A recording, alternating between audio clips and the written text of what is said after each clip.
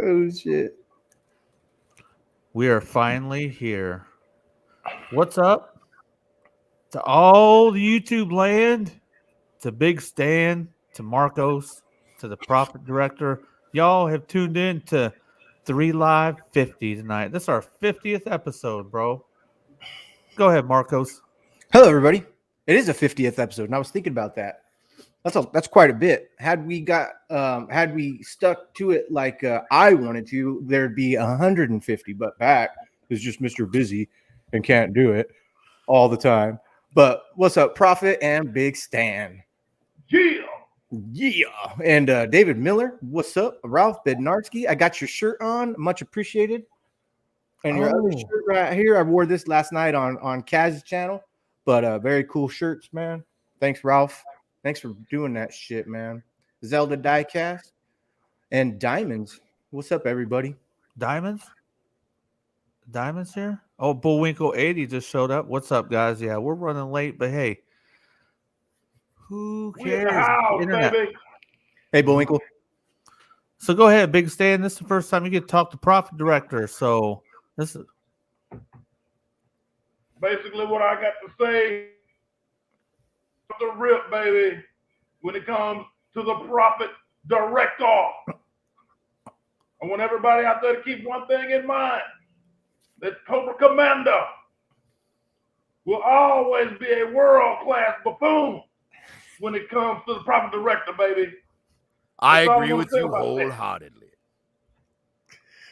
That's funny. He was just saying that earlier, Big Stan. Yes, I was just saying how I think Cobra Commander is a damn fool. But I was trying to stick up for Mr. Cobra Commander. That it's the writers of Hasbro made him a damn fool. But then the comeback was pretty good, and it's all about bad parenting. Yes. Cobra Commander's parents were slackers. I just had to put that out there and take it back to the 80s one time for all my G1 G.I. Joe fans and collectors out there. What are you drinking there, Big Stan? Well, if I'm not mistaken, I believe it's Crown Apple and Sprite. Ooh, good one. Yes. Yeah. You know we got to do it up for the 50, baby. What's up, McDJ AC DC? Oh, what's up to McDJ? Hey, some things coming to 3 Live Stream. Let me go ahead and announce this first so some people know. We got some people that have been wanting to get in. We got a new Soundwave. We got Cobra Viper. We got McDJ CDC. These are just some of the people that are going to be coming to the show here in the next few weeks. So everybody be looking forward to that. I'm looking forward to that. It'll be first time for every one of them people to be on. So I think we'll be having Bullwinkle 80 on again here soon as well. So that's kind of what we've got in the mix. I don't know, Big Stan, what you got popping on the channel? Oh, man, as of right now, I've reverted back to my model car building, focusing mostly on that. But I will be splitting the time up between the model car building and the wrestling content, in which I'm trying to get a Wrestle Chat Wednesday scheduled for this coming Wednesday, along with my main man, my brother, Mr. 3 Live Banger himself, the Pack Dog, baby. So be on the lookout in the community post for BSH TV for further announcements regarding the next Wrestle Chat Wednesday. Yeah. Very cool. Dude, I find myself sometimes, and I edit them out. I find myself sometimes in the store, and I'm like, yeah. And I'm like, damn it, I need to take that out. I'll leave one in every now and then, but I talk to Big Stan so much that sometimes I'm just throwing yes in there, bro.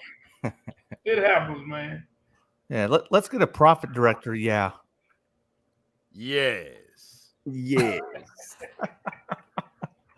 Oh, man. Hey, you know what? You know how we start all these fucking shows off with? We've had a lot of people on here think that we've done 50 already, man. That kind of blows my mind. It's we've done them as we've wanted to. We've taken breaks when we wanted to. I don't feel like we've overdone it. We've been doing a lot of them lately, but it's fun. So now that we're doing them kind of close to weekly, I reduce the uploads I do. You know what I mean? So I'm doing more live stuff than I'm doing uploads. So, and I know Big Stan thanks me a lot for that. Absolutely. And he also blames me for the diecast. So there you go. Hey, All day long. Profit Director, do you airbrush? No, I don't have an airbrush. I do all my painting by hand. You do, okay. So Big Stan, he does model cars, so he's got the airbrush, and I was just watching the last one where you brought up your silver again, and it's that you said it was Toyota Silver. Yeah, but that was actually from a spray can. Oh, okay. So I won't actually airbrush until I get ready to apply the main color to that Impala that you're speaking of. Yeah. Mm-hmm. Yes, for me, if I'm painting something large, like for example, I might have something here I can show. Let's see. Well, you know what? I'll show it in a little while. Cool. But I took one of those Scoob vans from the Scoob movie. Oh, yeah. And I altered it to make it a Daily Planet news van. That's cool. And I used spray cans for that as well. But mostly what I customize are figures. So, I'm not as good enough with an airbrush to do tiny details on faces with an airbrush. So I just bust out the paints and the brushes, and I do it the old-fashioned way. Yeah, that's cool. So do you have like a workstation that's what I would like to have. I need a workstation, or like if I'm going to do that Batman Lego, I'd like to have it always set up, not having to push the table away and shit. So I'm kind of looking for a little tabletop with wheels on it, so I can kind of wheel it around where I want. When you find a setup, let me know, because French Fry, we've been trying to think about what we want to do for her, so we don't always have to break it down. Yeah, well, Gushing Galvatron is a fucking genius with wood and how to make hinges and shit. So he has this desktop that it folds up to his wall, and he mounted it on the door. So when he shuts the door, he just brings it down and fucking. But I kind of want something a little bit more stationary, so that like I can never have to pick it up and put it away and stuff. Hey, Pops, what's up, man? There, 2727. What up? I seen you when you came in, when you tapped in. Oh yeah, we saw you, man. Hey, there. There 2727 was on he was on our last wrestling show we did on my channel, man. He did I was very impressed with Bear 27, bro. He does he has some good conversations with that guy. Mm-hmm. Yeah, I went through your Instagram the other day, Dare, and just checking all your stuff out, man. You got a lot of pics going way back.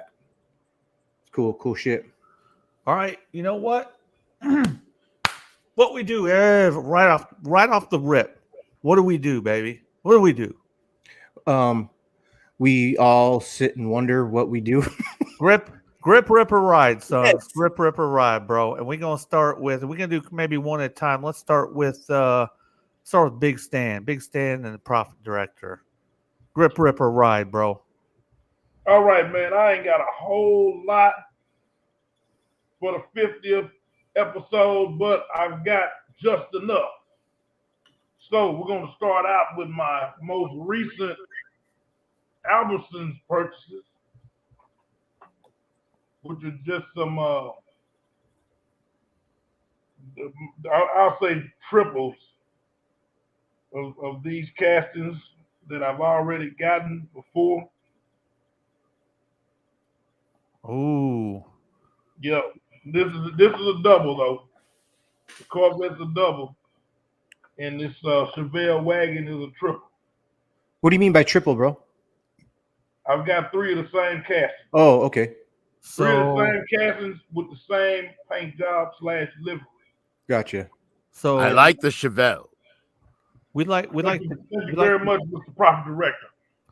We'd like to guess if an individual is going to rip or ride. Do you guys think Big Stan is going to rip those? He's got 3 of the Chevelle. He's got a couple of the other one. Is he going to rip or ride, guys? He's going to ride. Let us know something in the comments. He's going to ride because he has 3 of them and he wants to keep 3. That's why he bought 3. There's no way he's ripping it open. And that Corvette. I got to rip at least one open and customize it at some point. Okay. So I I found a cage. So you're going to rip one of each then? Absolutely. Leaving a Oh. sealed vet and 2 sealed Chevelles? Exactly. Diamond says Big Stan never sleeps on the bangers, and I think he's going to rip one. Rip one. So, yeah, rip one. I'm going to say Big Stan rides on that. Oh. Oh yeah. These are from my nearest one. Is that a moving parts? No. I'm really digging those No, moving parts. nothing opens on it. I don't even think. Well, the hood opens. That's it. So, are you opening any of those? I am actually going to open all of these. Oh, right now? Well, no, not right now. Oh, so you're riding. Yeah, I'm riding. I'm sorry. Right. Yeah, I got to ride with all these, but I at least had to show. Yeah. I had to share with what I had, but yeah, all of these are again from my nearest Walmart. Pack, that's an M2, yeah? Oh yeah, I see it up in the corner. Yep, it's M2, Marco. I'm still a noob, bro. I'm a noob on everything, but especially Hot Wheels. All good. Hey man, it's fun. It's fun being a new booty on things like this. You know what I'm saying? Hey, show everybody that shirt while you're on blast. Oh, look at that. Excuse me. Big Stan. I got a shirt like that. Me too. Oh, really? Man, do you know that is the one T-shirt that everyone needs in their closet? And it fits good. It fits good. Everybody needs a Big Stan T-shirt. If you don't have a Big Stan T-shirt, then you may as well just throw all your other T-shirts away and stop wearing T-shirts altogether. My wife has a Big Stan shirt. Just don't wear it in front of Michael Vick while he's drunk, or he'll put you in the ring. Go ahead. Remember that, Mr. Director. Go ahead, Profit Director. It is up to you. Grip, rip, or ride. Right. What do you got? Well, first, what you see in front of you here, you can tell it's already been opened. It's both old and new in multiple ways. The Night Landing is from 1983. I got it for $15, and some people say that that's impressive. I don't know. I didn't price them. I saw it for $15, and I grabbed it. Now the Cobra Trooper there, that's one of the vintage collection ones that was recently available on Hasbro Pulse. So, but again, I got that thing loose. So the rip or ride clearly already happened. Now, on the other hand, I do have a couple other things here. All right, let's see. I have this that I just picked up today. Now, I'll give you a hint. Look at the driver's name. Rip it. So, yes, I think you can tell what I'm going to do with this one, right? Rip it. Wait, absolutely. I'm definitely going to rip it. His name. I have a couple of other things as well. Go ahead, Marco. Mr. Director, if I could interject. Yes. If you did not get that in order to rip it, then you shouldn't have never ever gripped it. So I already know what you're about to get ready to do, baby. I'm definitely going to rip it. And what's crazy is it's not even my first one. This makes the second blue 813 tank that I have. I also have 5 001 black ones and 2 788 black ones. That's what I'm talking about. Let it be known. I got one of those that you got right there chilling right behind me. I might have put it in another room. Profit Director, that his tank right there, that's a 25th anniversary? No. No, that's a vintage collection. Wow. Yeah, that's the most recent release vintage collection.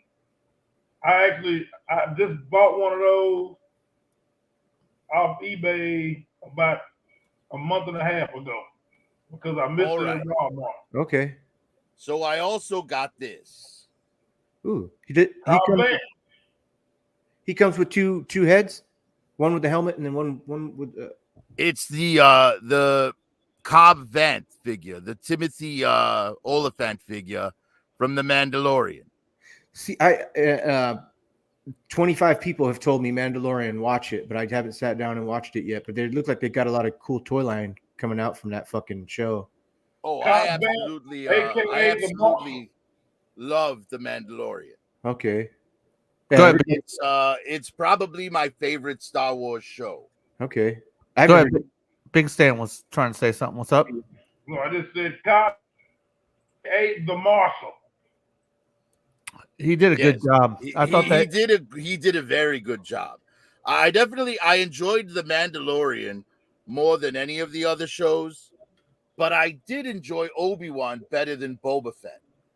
For me, Boba Fett, it had two great episodes, and neither of them had Boba Fett in them. exactly. You mean Mandalorian season 1.5? Yes, Yeah, yes. I Those 2 episodes were great. And then I also have this. Oh, and as for the Cobb Vanth, I believe that's going to be a rip. Oh, you're gonna open them up, yeah? Yes, I am going to open them up. Cool. And then, as you can see here, I have the Red Line Soundwave, which is very, very cool. Do you with your Mandalorian figure, are you gonna throw it into a stop motion video with them? You got any plans with that, or? I mean, all of my figures will eventually wind up in my videos one way or another. The video that I'm working on right now is a 3-way review to see which Hasbro line has the best robot army builders. Oh, so shit. the 3 figures being reviewed are the Lightning Collection Power Rangers Zeo Cogs, the Star Wars Black Series Heavy Battle Droid, and the G.I. Joe Classified Cobra Bat. Excellent. Excellent. McDJCD's. Now, a Soundwave here will also get ripped. You're gonna like I like my red one. I have RC. And last but not least, a key car. I don't know if you guys remember these. Absolutely. But I came across this. I stopped into a little store today on my way home, and I came across this for $2. Wow. Perfect. And it functions perfectly. As you could see, the stickers coming off of the keyring. And on the roof, one of the flames has been partially wiped off. But beyond that, this thing's in fantastic shape. Ooh, perform the action feature, please. He's gonna shoot off. Yes, I'm going to. You know what? After I, when we come back, after I open the other things, I'm going to remove the turntable, and I'll give it a good launch there. Yes, but the key works incredibly well, and I'm afraid it's going to deal some damage. I had at least 4 of those, and we would shoot them across the kitchen floor. We had linoleum, so there was no tile ridges or nothing. Right now, I'm opening the Cobb Vanth figure to show you guys. Yeah, man, those key cards, it back in the day. Yeah. Yes, it was a very nostalgic purchase for me. Yeah. Because when I was a little kid, we lived in Downers Grove, Illinois, and we didn't have a wash machine at home. So my mother had to go to the laundromat, and she would drag me along with her. Well, right next door, there was a little drugstore with a tiny toy section. And she bought me some key cars to keep me entertained while she washed clothes. Oh, yeah. And let me tell you, they did the job swimmingly. Yeah, indeed. That's some good playability right there. You know what, Prophet? Yeah, I remember having a Knight Rider burning key car. Yes, I had. Well, the reason that I went for this yellow one, because they also had the police car. But I went for this yellow one because it was the very first one my mother bought me when I was a child. Oh, to man. find that exact key card Wow. was a pretty cool thing to me. Very cool. But yes, I'm almost done with opening Cobb Van. So if Marco wants to show what he has while I finish lining this up, I'd be perfectly happy for you to come back. He's one up me because of all the stuff I have. I did not have any key cards yet, so I have been one upped in the diecast realm. Go ahead, Marcos. If you're gonna get one up by anybody, you want to get one up by the Prophet Director. Let me go ahead and put that out there right now. You know what? Well, if you're going to get one up, it's a good way to do it without being humiliated. You know Everyone what? expects me to wind up on top. It's time to turn this shit up. Fuck the boring shit. Let's fucking go. What you got, Marcos? Come on. Oh, this is all. I got some boring shit too, man. Turn it up. Come on. This is fucking Friday. This is Saturday late night. They ain't here to fucking be bored. Yeah, man. Hey, brother, this is episode 50. All right, so because I like my chick army. Hey, that's what Too Many Figures calls it. But I got her. Somebody put it on Instagram, and I was like, "Yo, I gotta get that." Man, I think it was Action Figure Wolf got this, or Action Fig What the Fuck got it, or somebody. But I thought chat. If you could rate that figure right there, Marcos is holding on a 1 to 10. Go ahead, and put that in the chat. 1 to 10. 1 being the shittiest, and 10 being the best. Put it right there in the chat. Well, I don't think she could be like she's not. Look at her; she's fucking looks good. Damn, she ain't no one, that's for sure. Unless you hate Marvel Legends, bro, that's a must have. I'm giving 8. I'm giving 8 myself right there. Them titties. We got Big Stan. What kind of number you put on that thing? Oh man, I'm well. Just for the fact that it's a Marvel Legends, gives it a 10 for me. Sweet. But on the up and up, I just really think it's an automatic 10. I mean, they. Do you know? Do we know who Marvel's binary is? Because I don't. No, yeah, she's a herald of I'm Galactus. She's who Monica Rambeau eventually turns into. So when we get the Galactus figure, the little red one on fire, that's binary. Because he's coming with okay. So, but this is not how she comes when she's coming with Galactus. They gave her a different. She's all red and shit on. Yeah. Okay, I didn't know. Yes, that. well, in that one, she's complete pure energy. She's not still. She doesn't still feel the need for clothes at that point. Okay. Oh, okay. Kind of like the Doctor. What's his name? Not Doctor Strange, but Big Stan had something he wanted to chime in on that with the binary. Go ahead, Big Stan. Oh no! I just was saying that I wasn't just really familiar with the character, you know, to that extent. But I remember seeing that figure when it was debuting, and I just thought it was a hell of a yeah. I never really did the research on it in order to notice that was Monica Rambeau. But that's good to know. But that's why we have a Prophet Director. Yeah, that's pretty good, Prophet. Thank you. But no Pat, problem. what's your official rule to rip, grip, or ride? Show everything, and then one at a time, bro. I rip, grip, or ride. I say the rule on the show is we ask the chat and we ask the crew. So I'm gonna vote rip. What do you got, Prophet Director?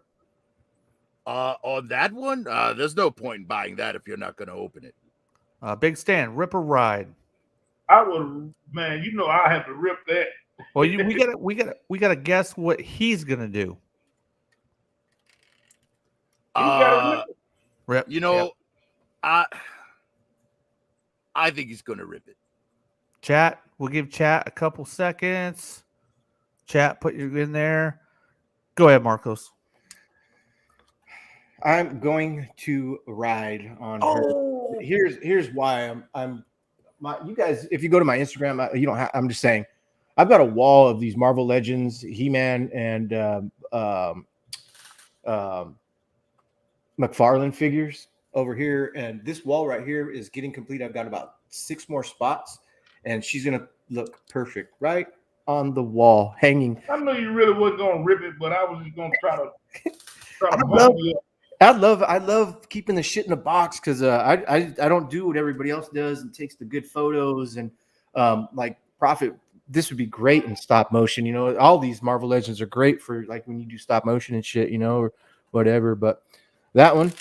But And Marco, then, just to be honest with you, even with all the Marvel Legends that I do have open, I hate like hell I ever opened any of them. But it's like I can't keep everything in the package because then I feel. I got this from the Dragon's Den. What is that? What's the Yes, I personally packed and shipped that to you. Oh, see, now I'm not. Now I don't want to write it. You should have put the Prophet Director on that card right there. No, this one, Rip a Ride. This is Mutt and Junkyard. Wow. Oh, you've got to rip that. I mean, that package is worth nothing. He's ripping. Oh, that you got to rip Joe's. I don't even like buying Joe's on card, bro. They got to be open, man. Yeah, this is definitely. And I sorry to jump your game, but whoever's in chat, I'm definitely ripping this one. And they are going to look good. With the, I'm getting a pretty good significant amount of the vintage line, and I was telling Prophet this is one that I had when I was a kid, and this is another one that I got to go into the store, purchase it with my own money that I fucking got from good report cards and shit that my mom and dad used to give me $5 for an A kind of thing, and so when I got to go and pick this, it feels tight. That's great. I had to, but when Prophet Director fucking showed this up on his Instagram for sale, I was like, "Yo, please save that for me. I'll hit you up right now." And he did. He was real good about communicating with me. Thanks for that, Prophet. And but you know, nobody ever talks about Mutt and Junkyard for 6-inch classified. I think you get the little dog you get the wolf that Snake Eyes has, and that's great. Timber. But everybody forget, I guess. Fucking awesome. Check that out. Is this does he have a Doberman? Is this a Doberman? I forgot. Or no, it's a Rottweiler, huh? He had a Rottweiler. No, actually, I believe that's supposed to be a Doberman. Okay. Because on the cartoon, wasn't Junkyard a Doberman? I'm trying to remember. I'm going to say it was either a Doberman or a Doberman. Was he a Doberman? Okay. Yeah. Yeah, I mean, the reality of it is a Rottweiler would be better because Dobermans are the most likely dog to turn on their masters. Put a little hat on him. Yes, awesome. When I saw that come into the store in the condition that it was in, with all of its pieces, I was shocked. Man. Yeah, he's getting this little collar. I mean, Marco, am I lying? Is there any paint rub on that figure? No, and there was a shine. I shouldn't have put his helmet on, but there's a shine on his head that I thought was a missing paint, but it's absolutely not. This see the shine kind of makes it look like it's missing, but no, this is a great. And he's tight. The kid took care of this. I tell you what, man. Yeah, and I do look at that. Like I wouldn't mind having a bunch of loose figures that you know, you had when you were a kid and they were all from the vintage line. I would probably buy a box of them, but when they come and they look this tight and they feel this good, that's cool. I like that. Yeah, it's dope. Cool. And then I got this is just one of those the DNA kit for Dark. What's the fucking Teletran for Teletran and shit? So that one I'm not even gonna open, but this one right here, this would be the last one that I got right here for Rip Ride. Oh, balls. That's the ball. Very cool. Hey, but that is very cool. Look at the back. So, man, look at that. How good that fucking picture is. That's sick. Man. And that's why I got this. I was like, yo, that's how much was that? Big Bad Toy Store, 41 bucks. All right. That's pretty reasonable because my next review, I'm going to be doing animals. It's going to be a triple review where I review Croc Master with Fiona, Snake Eyes with Timber, and Spirit with Freedom to see which has the best pet. But I'm going to be comparing them to all other animal related stuff. You know, so that Killer Croc would be great. Especially with Croc Master. I could make Croc Master, you know, chain him up, right? Like he's the master of Crocs, right? Yeah. What do you think, guys? Rip or ride? Man, you need to open it, but I don't think Rip. I'm going to say Rip for a Well- selfish reason, because I want to see it out of the box before Exactly. I buy it. Go ahead, Big Stan. He's got to rip that. I'm ripping this one. Yeah. And what I want to do with them is watch a couple videos on washing, because this guy definitely needs a good black wash to get that look. And because he almost looks like silver and black right there, whereas right here it's that mild green, pea green, which is still looks pretty good. But I want to watch a couple videos and do a wash on him. That was my goal intent for when I got this guy. Dry brush would look good on him too. The dry brush technique. I think that's what maybe that's what I mean, Pat. Yeah. Very easy. All you need to do for a wash, and it would bring out all of your crevices. Just water down some black acrylic paint, and then have a sponge handy, right? And then after you brush it on, let it seep into all the cracks. Then use the sponge to take the paint off of all the surfaces. It will just leave the black wash in the crevices. It'll look fantastic. Yeah, you just want to remove all the paint that you don't want. Yeah, I think I haven't customized any figures, but black wash and panel lining seem to be the two things that you could do right off the rip to learn how some entry points to customizing. Yep, it's easy. Well, here's why black wash is better than panel lining. Panel lining, you're getting one solid color all the way through the line. With a black wash, it'll be thinner the higher the surface is. So you'll get a gradient of that black. Well, it'll only be truly dark in the deepest crevices. Everywhere else, it'll be lighter. Well, black wash has its benefits with, per se, an action figure. Panel lining has its benefits with, say, a transformer, a robot. Oh, yes, a transformer. Well, that's why they call them Gundam markers, because they're 4 Gundams, you know. Oh, okay, Marcos. So I don't give a fuck about what else we got going on right now. I want you to give a kind of review of that thing. What you think? Hit us with that, because I've been wanting one. You're muted. You ain't got no sound, Marcos. One of my first McFarlane figures that I've actually opened, other than Spawn, right? I opened up all the Spawns, but that's totally different. This line right here. So right off the bat, he's heavy as fuck, and he's got friction ratchets. I know they're not mechanical ratchets, so that feels pretty good. They feel pretty like nubby. Clunk, clunk, clunk, clunk. That's cool. I wish he did come with the extra hand sculpts, open fist, closed fist. You know, maybe 2 different sets to that effect. He doesn't come with any no accessories, but the little circle disc to put under his foot so he can stand. This right here happens to be real floppy, so I mean that's whereas this side has got the ratcheting work. So I know everybody says tiki in there. Maybe a little tiki will fucking solidify that up. Shout out to Sardo. He's the one that first introduced the Kiki joint tightener. He feels pretty good. He's got movability in there and there. And then if I can put him into David Miller says he likes to take the paint off with a microfiber rag, referring to when we're talking about black washing. What up, Fast Eddie? Hey, Fast Eddie. No take. What's happening to everybody that's hanging, swinging, and banging with us in the chat for episode 50 of the 3 live stream, baby? No ankle tilt. Let's see. So the sculpts on McFarlane are usually on point. The sculpts is always going to be there. It's just the lack of budget. You don't get a lot of detailing, but the sculpt should be there on him, right? The sculpt looks really good. And I know that this is not the McFarlane Harley Quinn, but this is a Mafex, I believe. Mafex here. 7-inch. Is she a 7-inch figure or 6? She's 6. She might be SH Figure Art. This one might be the SH Figure Arts, but I would like to get him a little bit darker, and then he's going to be standing with her, and I'd like to get Deadshot with his mask on.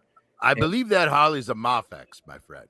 The knees kind of give it away. Yeah, you're probably absolutely right, because I have a Mafex and I have SH Figure Arts. So 2, So yeah, okay. They got fucking weird knees, dude. Those are weird fucking knees. But that's I mean, it's less noticeable on characters that are wearing pants. Right.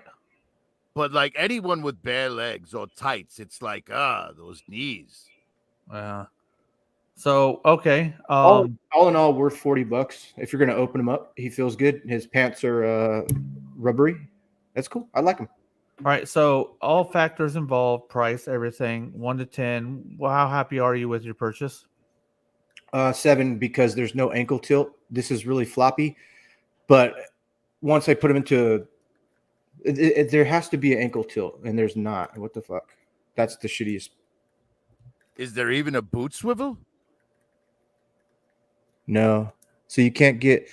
Oh, you only have that might deter me away from it. Yeah. Do you think that they left some of that out because of the weight of the figure? Talking about being top heavy. No, because you have to look at when you stand him. Look at his feet. They don't. They're not. They could never be natural. You know, there has to be some tilt there. I'll bet if you heat that up, it'll move. Okay. You might be right. That's one thing that they freaking pride themselves on is their articulation. So yeah, I think you might be right, Prophet, because it does at least. Well, they might need to be real tight so he doesn't fall over. Because if you got ankle tilt there on a figure who's got smaller legs and bigger upper body, you're gonna put a lot of weight on that particular joint. Okay. Yeah, maybe I'll stick. Is it just me or all the DC McFarlanes? Do they seem to be top heavy? Yeah, he is top heavy. But you know, once I get him in a stance, even if I can't get him perfect, I'll get a little clear acrylic stand behind him. You know, he'll just stand up anyway. But the main goal for him was I just heat those ankles up, my friend. I'm sure it will solve your problems. Okay, will do. But yeah, that's it. That's all I got. And then the shirts from Mr. Ralph Bednarski here. Yes, here let's show Ralph's shirts, man. Ralph's a banger, man. Let's get them shirts on blast, bro. Yeah. Tell people. Can people get Ralph's shirts? Yeah, it's on. You have to go to teespring.com, but you have to go to his Instagram, Ralph Bednarski, and then he in his link in the bio, it's a direct link to the shirt shop. He's got hundreds. So you said you got another shirt that you wore last night. Can we see it, sir? Yeah, this is the Psycho, and it was just as simple as asking him, "Hey, you want to do some GoBots?" And he fucking did them that night, if not the next night, and fucking threw them up on the Etsy shop, or not the Etsy, but the Teespring site the next day, and I was able to get them. So he's really artistic like that, and it's all free. Crazy. Paint. Yeah, the same guy that brought me that GI Joe collection brought me his entire GoBot collection as well. So we have a giant GoBot collection at the store too. I just haven't gotten through them to price them out and get them online. Yeah, I'd like to hit me up with a notification when you. We definitely have a Psykill though, for sure. Yeah. I'm trying to work my ass off to get that Dr. Mindbender that you have. You still guys have that Dr. Mindbender? Yeah. Oh, excuse me. I got my pre-order for it. No, I one mean of those windows. No, I mean the one you put up on your store. You put a yes. Yeah. Well, I believe I sent you the link to the actual item. I'm trying to generate some cash to purchase one. So, gotcha. Yeah, those vintage figures get expensive. Oh, they're so good though. They're so good. So before and when you see that Dr. Mindbender, you won't be disappointed. Oh, there's a story. The Cobra symbol on the cape. You know how most of those are worn away with time. This thing is untouched. The paint is perfect. The reason the figure's tight. I have a history with that figure. So I've always wanted it, right? And around 2007, it was Christmas time. And back then, like Big Stan, we would put all our son's Christmas in my closet where my collection was, right? Mm-hmm. And I had purchased, me and my wife had purchased a G.I. Joe, I'm talking retro 80s or American Hero lot. We used to find them a lot in Florida when we lived down there. I don't fucking find them up here. But we had found it and we had put it in there. Well, when you're doing the Christmas, you have trash. You open stuff. You got trash in there, bags. So we had taken all of it and put it in the dumpster, right? And so 2 days later, I'm like, where's Dr. Mindbender? I had never had a Dr. Mindbender in my life. All right. I'd always wanted one as a kid. Right. And like Prophet says, the thing that intrigues you about Dr. Mindbender is not his head. He's an ugly motherfucker. His coloring, his cape is beautiful with the symbol, the purple on him and the black. Looks really good. He looks like if the guy on the Pringles can was a Chippendales dancer. Bingo. I threw him away.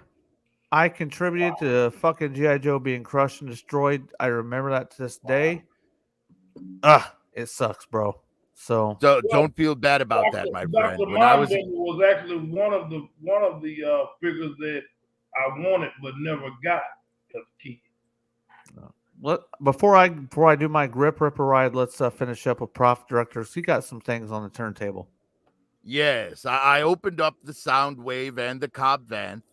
They're both here for you to all have a good look at. I think this Cobb Vanth is really fantastic. I'll take the helmet off on his next pass so you could see the Timothy Oliphant head a little better. Actually, here, I'll just do that now. While you're doing that, could you tell us what you saw the Soundwave? Did you get the Soundwave for your stop motions mainly? Yes. Okay, how happy are you with that? I'm actually very happy with it. Getting it out of the box, it looks like it's straight out of the cartoon, and the articulation works great for what I want to do with it. Now, I could see how a Transformers fan wouldn't really be into it. I mean, it doesn't change. It's just an action figure. But for me and my purposes, especially since the boombox I plan to use with him is substantially smaller than what he could ever be transformed. It's a lot easier to just use some switcheroo trickery on film instead of like stop motion transforming him. You know what I mean? Right. Okay, cool. So I'm glad that meets what you needed. And Pop the Trunk Toys says, gonna get that KFC Psycho. We're gonna start hitting off the chat more. So if you got stuff to say, go ahead and let us know. We're gonna start working the chat in a lot more here. Yes, but I also opened up the His Tank. I have one open. I was very surprised on how much I did end up liking it. Sorry, I have one tripod here. Let me get this lined up. Tripod. Prophet direct the tripod. The actual treads in that kind of dirty, very cool. Dirty motif doesn't look real great when you see it like on videos. There, it looks way better in hand. Yes, it definitely does. Yeah. So if you don't have one of these and you love 3 3/4 inch G.I. Joes, even though it's not a vintage and it's a reproduction here of the vintage collection, it's definitely worth it if you're a His Tank fan. I mean, and they all scale well together. If you want an army of His Tanks like I do, then you never pass up a His Tank that fits the scale. That's why I pre-ordered the Megatron with the O-Ring Baroness as well. Cool. All right. I had to have it. But beyond that, I have one last thing, and that's to show you guys the key car in action. Yes. Okay. Hey, Marcos, you're going to miss it, but that's all right. Talking to Maisie. I know. We're going to see the key car. Here it is. Shh, hold on. This thing is lightning. Lightning. Yes. Oh my you God. couldn't even see it. The freaking You didn't even see it. You couldn't even see it. No, bro. No. I'll do it again more on camera, so the key is on camera as well. All right. Let's see how fast this thing disappears from sight. Wow. It was literally just a blur. And it did some damage to my movie set as well, like I thought it would. Oh, man. But that's all right. That's all right. You gotta love it. So we easily repaired. We have Killer Croc sitting in for Marcos right now. Dude, that's badass. What up? And what's happening to Killer Croc, baby, making a special appearance on episode 50 of the 3 live stream. Yeah. Oh man, so I'm gonna do gripper right because we got lots of freaking topics to do. But okay, so my man, anybody who watches my channel, Big Stan, Marcos, y'all know, about Rick's Collectibles. I talk about Rick's Collectibles a lot, so y'all know that. So today, when I was out there, check this shit out. Oh wow. Yeah. Got the Batman New Adventures Poison Ivy. I'm sorry I was trying to get my second cam so you could get real good looks at these, but I couldn't fucking get it in time, and I was pressed for time. But these are dope. These are some of the things that I had that went up in the fire. So, man, shout out to Rick. He gave me some good deals on these things. Man, I'm gonna ride this, even though I might open it because the packages aren't too good. So I haven't decided yet. Next up is gonna be Nightwing. You had to check that out. Nice. I like Batman the Animated Series is the greatest cartoon America has ever produced. Oh my god! I mean, I love it a lot. It's a really good show. It's hard to disagree with you on that, Prophet Director. Well, who's yours? My favorite cartoon? Yes. I would say the 90s X-Men. Oh no, Batman's way better than that. But you know, to each his own. To each his own. So Batman really it was deeper. But the X-Men was right there with it. I would. The X-Men did a good job following the comics. Right. Okay, so we got a package here from Entertainment Earth. I'm curious to know if anybody would guess what they think this might be. So we're gonna get. Go ahead. I have no clue, and I'm not going to act like I have a clue because it could be anything. We're going to use old Granimer, trusty Granimer, right here. I'm going to go and grab me a beer while you're doing that. Yeah. So, man, I was super excited to get them new Adventures Batman figures, man.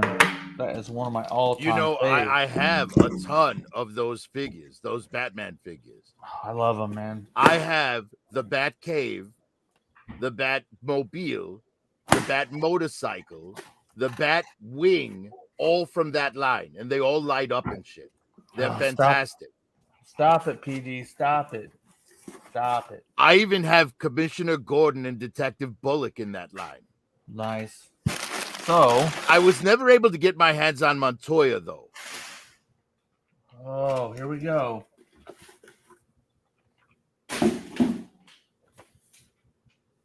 We got it. Fantastic. You're not going to be disappointed when you 100% definitely rip that. I probably will. It won't be ripped right now. I haven't. So this took a couple weeks. This took a week and a half to get to me. So, but I didn't even know. I forgot. I didn't forget that I pre-ordered it. Stop right there, Pat. Stop right there. So you mean to tell me we actually have Killer Croc and the Croc Master at the same time here on 3 Live 50? That's what we're doing right now. That's happening right now. Dude, what's the chances, bro? Croc up in this bitch. Exactly. Bro, I tell you like my kids say, if you ain't crocking, you ain't rocking. Oh, man. Marcos, you missed the things I got from Rick's, bro. Check it out. Look at that. Oh, there you go. Oh, Batgirl. These are cool, man. Yeah. Man, you can't beat that. Did you rip? That's lit, bro. Did you rip or grip that yet? Oh, I don't think I can open these, man. Check out Poison Ivy.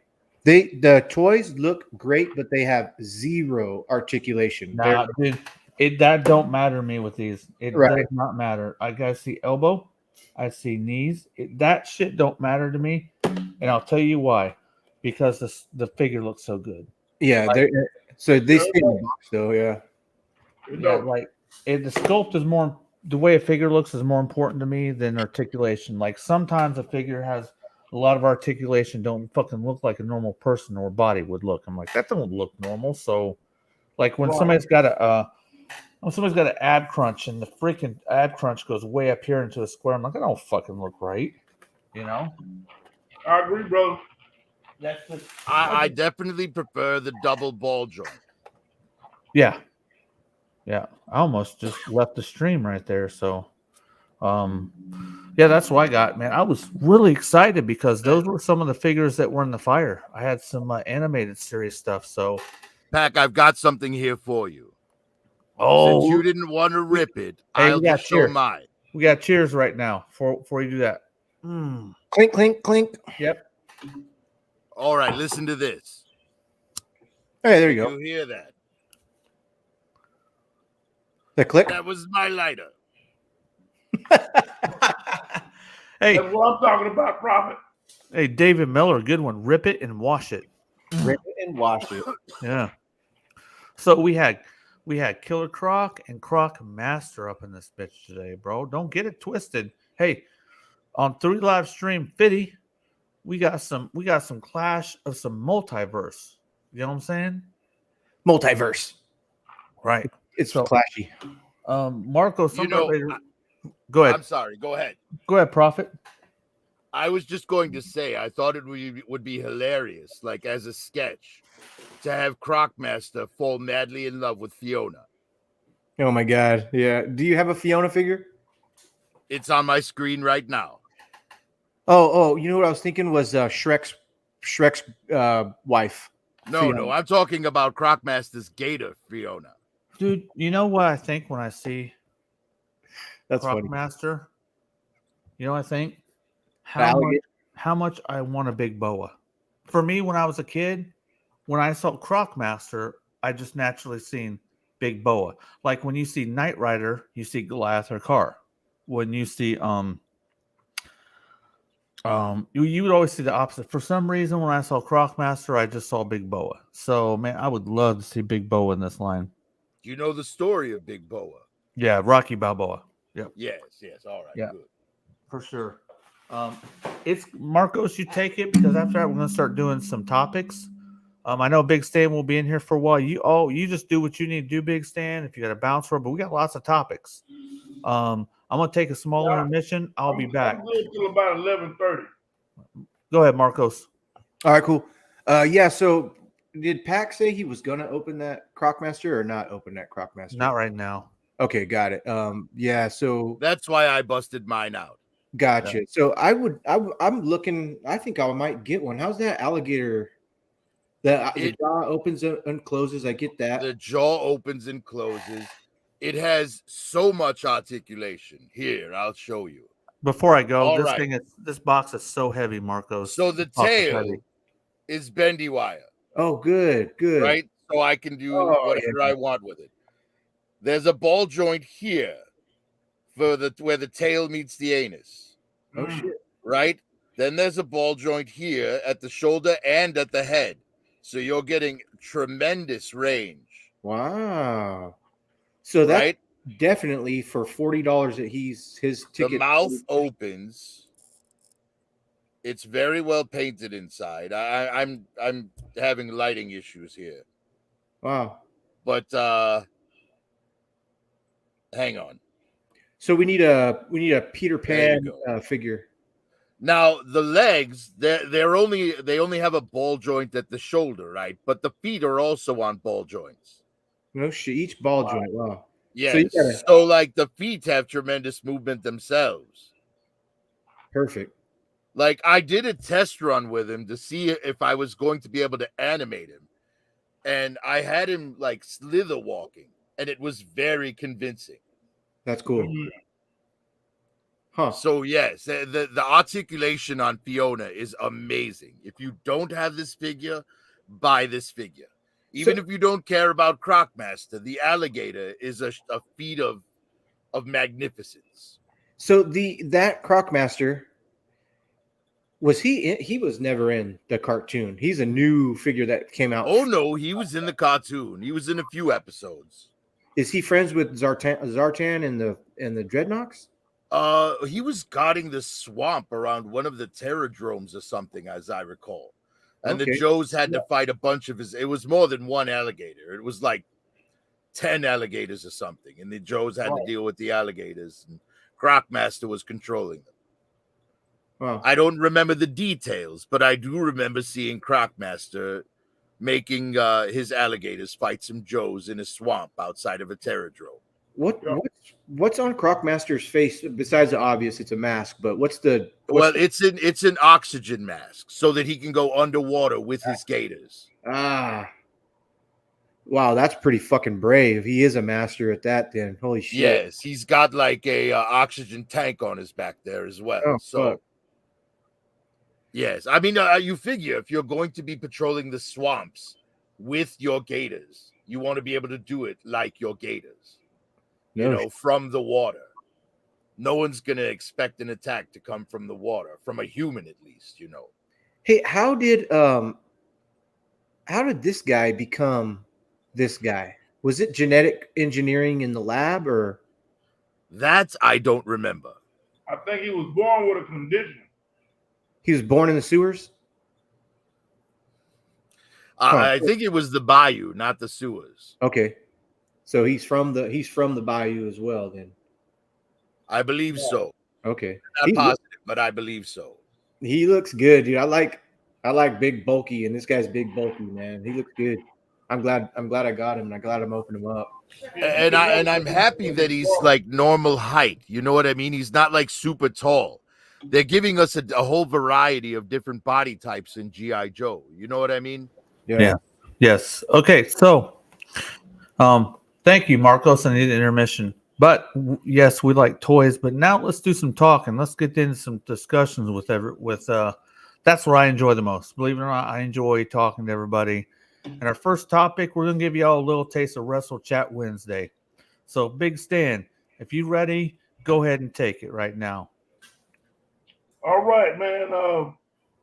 Let's start out by announcing this past week the legendary Vince McMahon, aka Vincent Kennedy McMahon, announced his retirement from WWE. I'm sure everybody that's in the wrestling knows all the events that has led up to this monumental time in professional wrestling.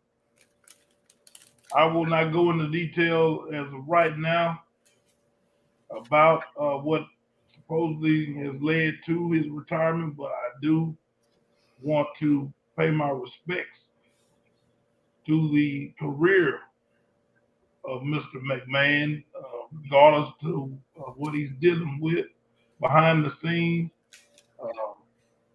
His body of work cannot be disregarded.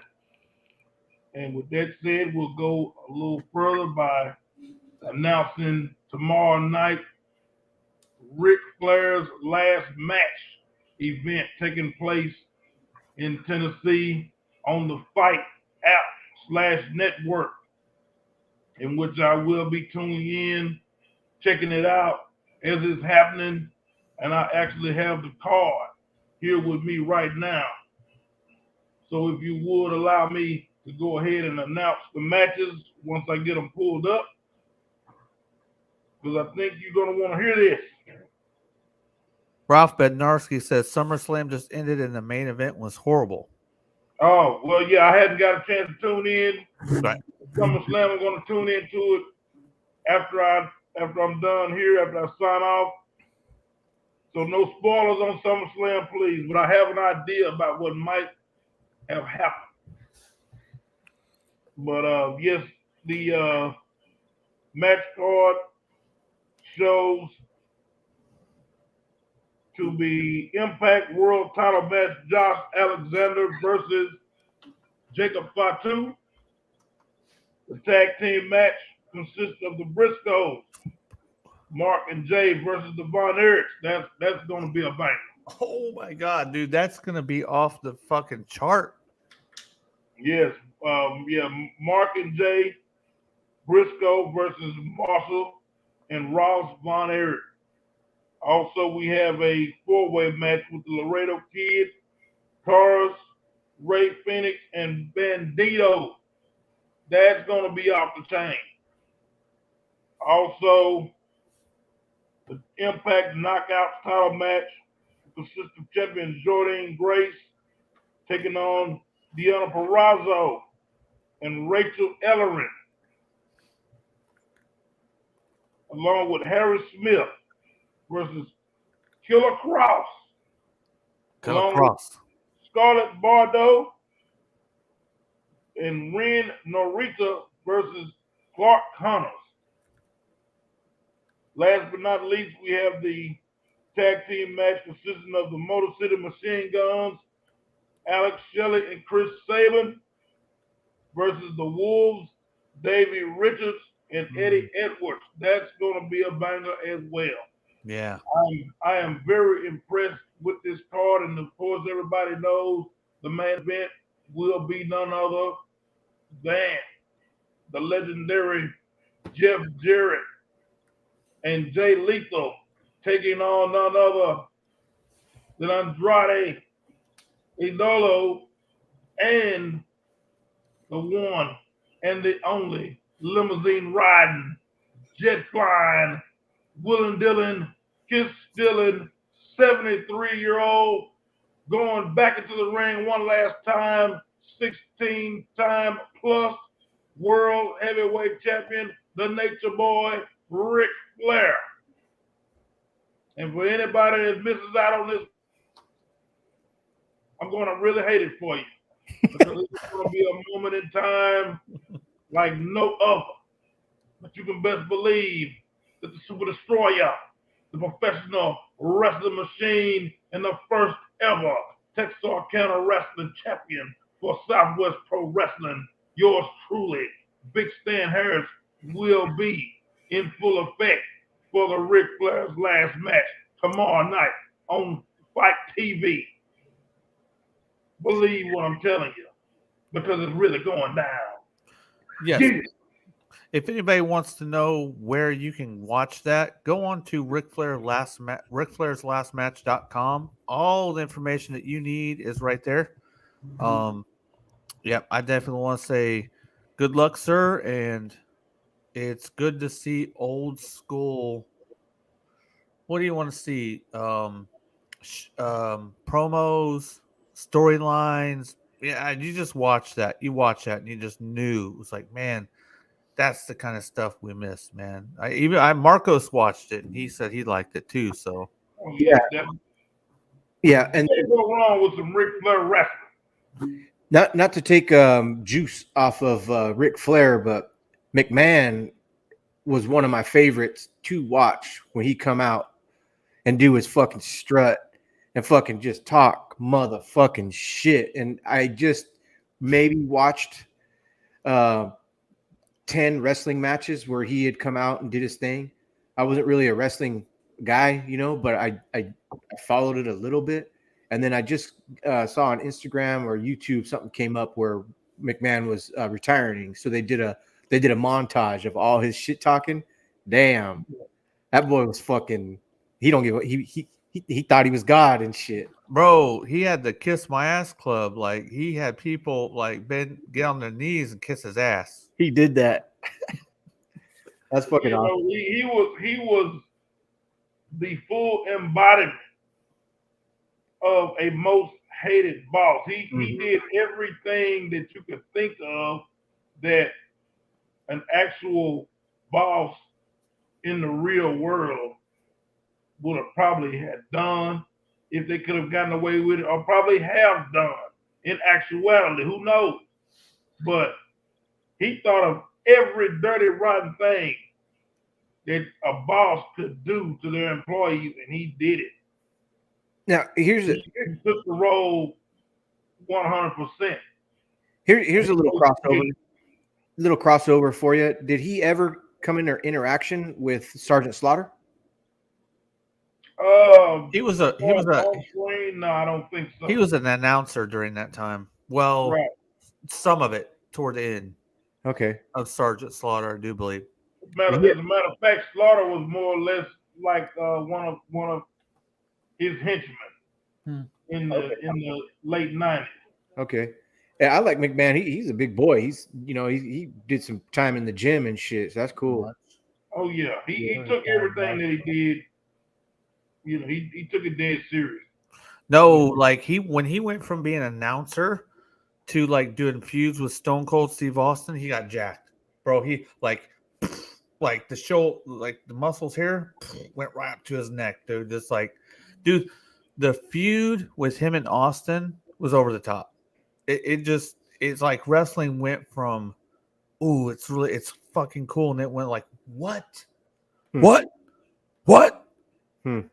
Dude, come on. What? Stunner and the Boss, getting in his face, slapping him. That was who didn't want to have words with their boss? You know what I mean? Who didn't want to whoop their boss's ass? What's up, Red Room?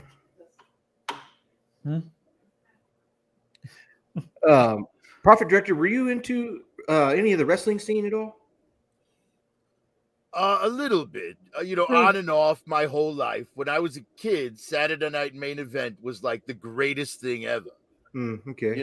I used to love it. It was like 3 hours long, and there was about 5 minutes worth of talking, and the rest of it was great matches all the way through. Cool. All the storylines and stuff. Sometimes, for every one good storyline in wrestling, there's 5 bad ones. And it's. I'd rather just watch the matches. You know what I mean? Yeah. But I do have a prediction for the Flair match. The Flair match is going to end with Flair winning because Jeff Jarrett's just as old as he is, and it's Flair's night.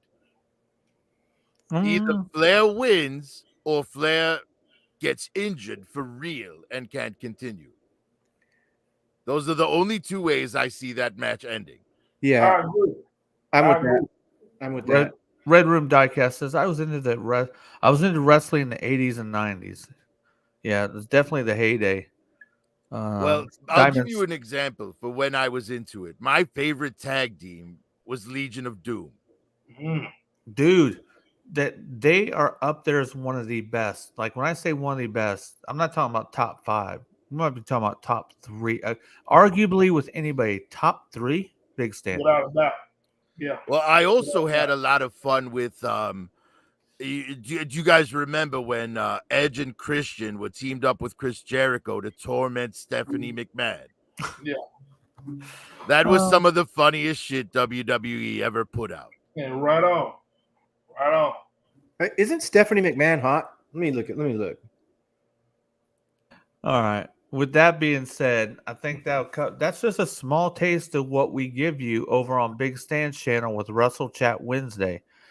We hopefully this Wednesday, who knows, life happens. I think we usually hold it about 8:00. Is that right, Big Stan? Yeah, 8:05 to be exact. 8:05. Yep. So we'd like to go on. We have some topics. We talk. Sometimes we even have some. We had Big Al, the promoter, on. We had that one wrestler on. Great guy to talk to. I keep forgetting his name, sir. What was his name?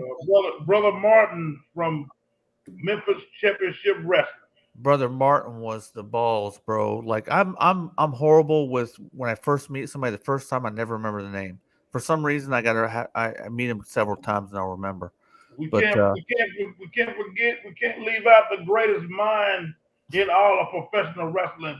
My manager, the one and the only, the Honorable Dr. X.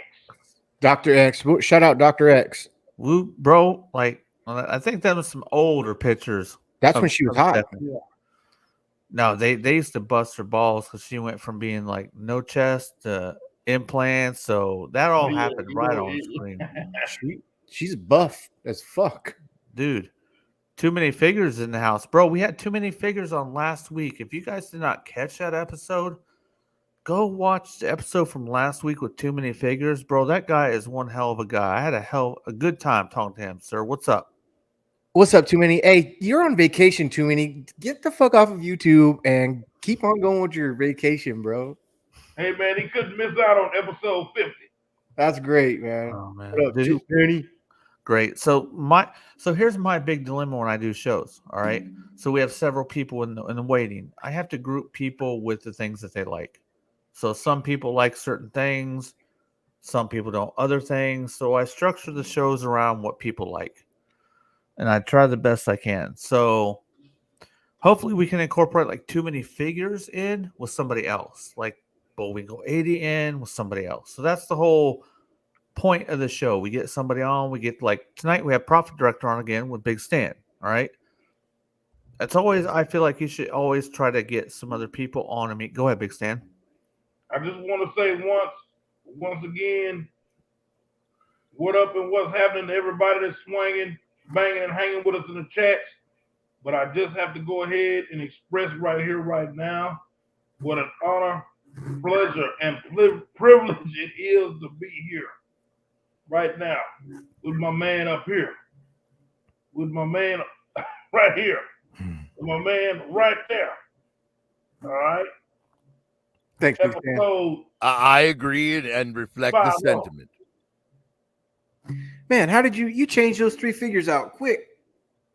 I didn't even see you do that, and I was staring right at the TV. That's Yes, how it well, is. these You are know, the 3 Prophet, people. These are the direct 3 call. people we should trust Star Wars to, and no one else. All Sure. right. Is that Kevin Fiage? Fresh? No. Kevin This Feige. is John Favreau on the right there, That's what I meant. George Lucas in the center, and Dave Filoni on the left. Leave it alone. But let's go ahead and talk about this because it's the main heading. It's the thumbnail.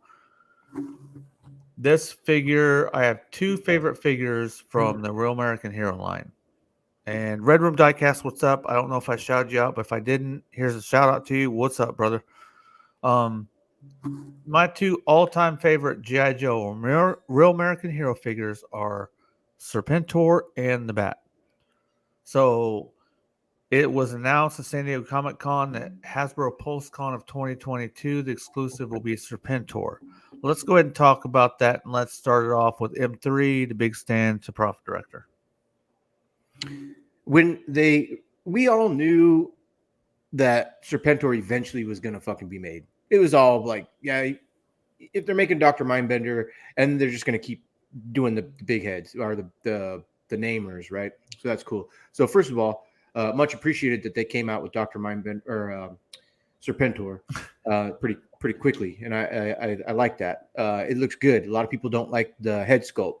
There's a lot of head sculpts in Classified that aren't really that great, and it is what it is. Somebody eventually will do a little touch up to his face and it'll look really good and that kind of thing. But to me personally, I'm all in on Serpentor all the way. And I was saying in a group chat on Instagram about, it's funny how my loyalty is to Megatron, so I don't like Galvatron, but my loyalty to Cobra Commander is not as high as it is to Megatron. So I'm good with Serpentor, even though Serpentor was the dying of Cobra Commander, and not dying in the essence, but just for the fact that he ended up getting the role of being the Cobra Commander in the show. So that didn't bother me because he looks fucking dope. So for this fucking figure to come out with the Chariot, you don't have to buy it separate, even though it's a San Diego Comic-Con exclusive. eBay will have it as soon as it will, and that's when I'm gonna get this guy, and that's fine. I'll pay $40-50 overpriced just to have it in my collection. Like I've said 100 times, I don't go full bore on Classified. I don't have any Joes in there. I may actually be able to help you on that. Oh, cool. Thank you. But I just I do the Cobras only, and this is another fucking banger for Cobras. Yeah, you can't have a Cobra army without him. It's awesome. Ralph Bednarski says, Destro, Monkey Wrench, Bat, and Stalker are my favorite 80s G.I. Joe figures. and that's a really good list right there. Diamond says Serpentor's epic. Also, Red Room Diecast says Serpentor looks awesome, and we have Jay Holla in the chat, bro. What is up, Jay Holla? Hey, holla. What's up, Jay Holla?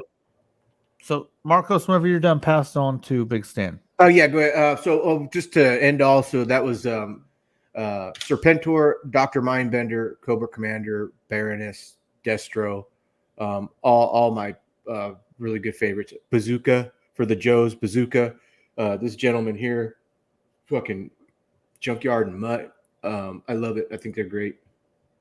Red Room Diecast says I just want to for say me. really quick that thank you, Ralph. I am one of my favorite figures as well. Hell yeah. Jay Holla bouncing back and forth. Perfect, bro. Dude, I'm watching like the count of who's on our stream tonight. And I know what's going on. There's 2 other different streams, Casual Toy Collector with Bruce Banner and them bangers, and Tusk is live tonight. So we're having to share a lot of time, but it ain't no problem. People bounce in and out. It's like TV. I'm gonna try to hop on with Kaz and Banner. I don't know if it'll be tonight, if it'll be next week, but it's gonna be real soon. Hey, Big Stan, we were on Kaz last night till I think 3:00 in the morning my time. What time? Yeah, 3:00 in the morning my time. We just stayed on. Yeah, it fucking went. His cast went 11 hours or some shit. Wow. Yeah, That's crazy. Tusk said his Red Room Diecast says Tusk stream ended. Diamond says I'll scalp one and sell it to him. Okay, thanks, Diamonds. Go ahead, Big Stan. All right. Let me go ahead and give a shout out to Tusk, brother Tusk, before I get started. Being that we couldn't join him on his live stream, but yeah, Serpentor is one of the characters that I've been waiting on to be announced for the classified line, actually, along with, of course, Dr. Mindbender, Major Blood, the Crimson Twins, but I know right now Serpentor is the main focus of the conversation. I did have Serpentor. He was one of the I was blessed enough to have as a kid. I thought quite naturally, like Marco said, man, he's one of the coolest characters ever to be created within the G.I. Joe universe. Was I a little disappointed with the head sculpt? Yeah. But not so disappointed to where I would not own the figure. Right. Because of the character, because it's Serpentor, But other than that, I'm just glad that G.I. Joe Classified is moving forward with the line, and they're doing it but much better than when they began. Although I did support the line from the very beginning, I'm glad that they are now going in the direction that they're going in, because now they're going in the right direction, So, yeah, that's pretty much my take on it. Am I going to try to get Serpentor? Of course I am. Although I have somewhat scaled back from the G.I. Joe Classified because I've just been discouraged from not being able to find them in the stores as of late.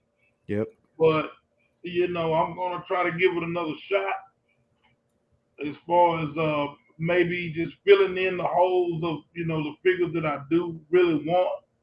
Because I don't necessarily have to have them all, but there are characters that I still do not own that I do want to make sure that I add to my G.I. Joe Classified collection.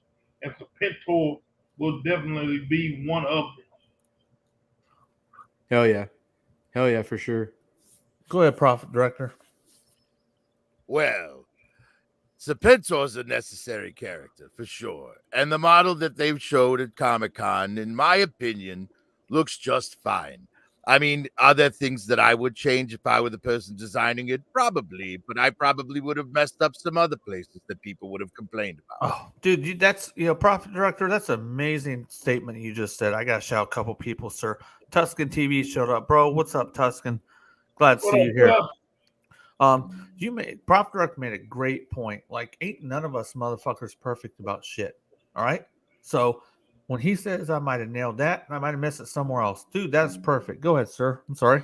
Yes, well, and as far as getting it, it's going to be easy for me because I'm a Pulse Premium member. So when they do because they're going to put this up during Pulse Con, the last what is it? The end of September, beginning of October, the September 30th and October 1st. So when they put it up for sale, I'm going to be right there, and I think I'll be allowed to buy 2, and I'll get at it with the other Pulse Premium members 2 hours before everyone else. So I'll have a nice window where it won't be sold out for me. And if they allow me to buy 2, I'll pick up a second and I'll give it to you at cost plus shipping, Marco. I'll throw it. Don't sell yourself short, dude. Make some money off me, bro. Fucking I'll do $40-$60 over price, bro. I'm gonna put it out there. Yes, well, I'd like to keep the community. In all of my videos, there's 2 things that I always say. I have money to burn, and if you are a scalper, go fuck yourself. Yeah. Right? Hey, so I can't scalp, especially not to someone that I consider a friend. Thanks, buddy. That's awesome. I'm gonna put it out there. I don't ask for very much, but when it gets around to my time, I will explain why Serpentor is so important. So I'm gonna. I did have one more thing to talk about with the classified stuff. Go ahead. All right. I don't know if you guys noticed, but of course you noticed. We're this community. So they announced a Copperhead figure and showed a black and white digital render. Did you guys see that? No, who explained Copperhead? At San Diego Comic-Con during the panel. Copperhead. They announced that there'd be a Copperhead figure. Copperhead was the pilot of the there you go. This one. Now Marco. look at the front of that boat. You see how it splits? Yes. Right? All right. Now tell me that it's not crazy that they announced Copperhead at the same time they put that boat from the Fortnite line up for pre-order. Oh, yeah. They're testing us. They're seeing if we're so desperate for Copperhead's boat that we'll buy a Fortnite one and alter it. Wow. So I hope that Fortnite boat sells well, because that might convince them to give us G.I. Joe vehicles. Profit Director, my stance on it, if you don't make it to my preferences, I don't care. I'm gonna buy it. So if you're gonna make it mainly towards Fortnite and then you're gonna repurpose it to classified, have you seen that and boat? It's not correct, I don't fucking care how much I like the moccasin. I won't get it. You need to make it right, or I don't get it. Well, there's a lot of customizers that will probably grab it. I mean, you saw the custom versions of that XL-15 from Lightyear, the movie. Like, people were buying that thing like crazy and repainting them into Cobra. The silver ones for G.I. Joe. Somebody painted one like an E-Wing for Star Wars for their Black Series figures. I mean, there's so many things you could do with it, and that plane with the figure was only $40-something. So everybody bought it up so they could customize it. I'm just wondering if the same thing will happen with that Fortnite boat. The Copperhead figure just seems like, the timing it's too good to be a coincidence, I believe. Yeah, like I could get a Copperhead without the moccasin. Oh, I'll definitely buy Copperhead. He was a great figure. Right. Go ahead. I'll go after you're done, sir. No, I'm all good now. You take your turn, sir. Hopefully on the next episode, I've talked to her about some of the people going to be on, but hopefully Cobra Viper will be on this one. That's where I got this one from. Now, we talk about head sculpts. Is that the head that we wanted? No. Honestly, if they'd made that head, but with the removable helmet, you know, and had the you know, because Serpentor was kind of an Adonis, right? Yes. Right. Before Correct. they put the suit on him, he was like this just swole dude. So Yeah. having his raw head under that, like they showed it in the movie, would have been a good choice. So yeah, I don't ask people for much, but if somebody gets an extra one of those that I know, I will, because this is my this and the bat are my tied for my favorite. Cobra Viper actually hooked me up with this. I never had one till he gave it to me. So I remember my cousin had one. So for some reason, when I was a kid, I liked the snake themed one. So if you think about this, if you saw Masters of the Universe, Tila had a snake crest around her as well. They had She King did indeed. Hiss. Yeah, King Hiss. So something about just the snakes when I was a kid just was really cool to me. So I'm glad that they're making Serpentor. It's close enough to me to be able to want it and enjoy it. And I am also from the crowd that did not like the 25th. I don't like the 25th anniversary Serpentor. That head was way too far away from what it needed to be. So I don't think, I agree. And unfortunately, it's the only one that I have. right. I don't think yeah, I don't think that it's that far off that I won't enjoy it. So I'm glad that they're doing it. I'm hoping I can find a way to get it. But I have to stick to my rule. If I can't get it, I'm gonna have to be good. I'm gonna have to go on. There's no tripping. There's a tripping over here. If I want something and I can't get it, I gotta move on. Well, here's another thing that I've noticed though when it comes to Hasbro Pulse. They'll put up a pre-order, right? And it will sell out right away and everyone gets all disappointed, right? But then the release date comes and they ship out all their pre-orders and all of a sudden they've got a bunch of them back in stock. I'm just saying don't give up right away. Be patient. There'll definitely be one at the suggested retail price for you. Yeah. Marcos, you were saying something? When James Earl Jones became the serpent in Conan was great. Absolutely. Conan the Barbarian is a masterpiece. Yes. Thursa Doom. What was his name? Salsa Doom. Salsa Doom. That's great. So, I think we've discussed that topic well. Let's see. We got a couple more. You didn't bring any pictures up of Serpentor. Was that not in your the plan? Nah, not tonight. I think everybody's seen it. I just want to talk about it. Well, now that I'm looking at it again. Yeah. No, I need to here. Okay, so hold on. I'll bring up the pic. We're gonna cover it. Yeah, Let me get the pictures up. It's gonna be in your thumbnail. Bad. If it's gonna be in your thumbnail, you should at least put it where we can see it. Hey, I think the only thing that I had a problem with the head sculpt is there's no depth between the helmet and his forehead. There should have been a little bit of depth where, and I think that's where it almost feels more like a balaclava with a snake's mouth for the opening, more than a helmet. Like they should have took the aesthetic, like the design from the original, and just went with that, but upgraded. You know. Yeah, I like the idea that Prophet said about removable helmet. I think that would have been a perfect grab at that. All right, let's go ahead and appease the thumbnail gods and the M3 gods, and let's go ahead and have a look at this. And let's go ahead and let's give each other some time to discuss what we got going on here. There we go. Infinite loop. Infinite loop. Talk about this. All right, so ooh, I like that Baroness. There we go. It's perfect. Look at it. It's glorious. It looks beautiful. That looks amazing. Amazing. Yeah, even if the figure sucked, I would still buy that. Because, I mean, let's face it, even when I get it in the storyline of my show as it goes on, I will be the one on that thing, not Serpentor. Let's be realistic. Hell yeah. Go ahead, Mark. Go ahead, Big Stan. Yeah, I think the air chariot is remarkable. I don't think that you could have done any better with that, besides actually give it like some gold chrome. But Look at this. you know, again, the Serpentor is not a deal breaker.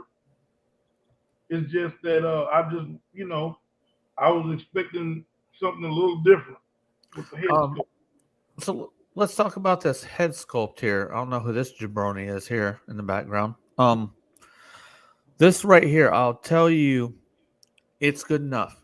It's not hateful to me. Yeah. What I see could have happened, we could have made the snake more pronounced. Like this could have been boom, maybe in the gills here, or the hood. The hood a little wider, and The fangs coming up out of the mouth needed to be a little more pronounced, and I think everyone would have been happy. Well, Right. a little more pronounced. But that is me being a fan of snake toys when I was a kid. It just needs to be a little. The hood is a little wider, and the snake a little beefier. Maybe this is not their solid 100% gonna get to us with this head sculpt. They put it out like you guys have mentioned, just to test us and then see what the feedback is. Then they could change it because these are just this is the SDCC. This is not the one, is it? Are they done? Yeah, they're too far into production. This is the one. So Red Room Diecast said what, and you guys might know this. I always forget the name too. But what's the name of the figure that had the snake body? I don't know what he was talking about. I read that comment. I don't know what it is. Globulus. Yeah, Globulus. Oh God, those figures were so bad. That and the Nemesis Enforcer. I'm sorry, I hated that. I hated those figures in GI Joe. That's just my preference. Yeah, and but yes, they were part of what made me quit initially. That and all the fluorescent colors on all the soldiers. It was bad. It was so. That's what I'm saying. The size of his face, all right, but this is just a little. Just there needs to be a little more snake. Yeah, a little more snake head. And he looks so scornful. Yeah, he's upset about something. Yeah, but not hateful. Not hateful. You know, I know what he's got that face on for. Go back to his face for a second. All right, that face is the face that he's going to make when I fly his air chariot through the base like it's a Segway. Just to piss him off. Oh, that's the face he'll make as he watches me fly around on his air chariot. Profit director is James McCullen, aka Destro. Destro, get off my air chariot! This ain't like they tried to form the helmet more to his face, from what I can see. Yeah, I think you're right. I just think the snake need to be a little more like in your, just. I think the problem really is that the flares for the Cobra are not attached to the head; they're attached to the back. Oh, I definitely do believe, and I think because you see how they're like turned in a different direction than his face here. But if you look at other pictures, it lines up. So basically, and at the con they showed pictures of him without the flares for the Cobra on him at all. He's so I'm fairly certain that plugs into his back like a backpack. Right. They still should have made him wider, a little bit wider. Yeah. But okay, and somebody go up. But unless we're gonna go out, what about the sculpt? Look at this sculpt. Looks like we have cloth goods here. Yes, and wired at that. Yeah, and I've already heard somebody talk shit, and I thought that was a beautiful idea. I mean, I thought that was I love cloth goods still for capes. I'm not the plastic guy. I agree. But I like the sculpt. Looks good. The arms look a little dull on the coloring, but like this is a nice gold to me. Looks good. Red Room's got a question for you. I can't see chat, so go ahead. Red Room Diecast asks, I can't remember, but isn't Destro's company who makes his chariot? Mars. Well, yes, but I'm limited to being an action figure, so I have to wait for Hasbro to make it in real life. Yeah. And then I just take credit for it. So, like Big Stan, there's what I'm talking about. Look at the size of the snake head. Good dimensions, good form. Look at the size of the hood. This is the chariot. That's why that snake head looks so fucking good. It's going to make an amazing segue. Yeah. Segue.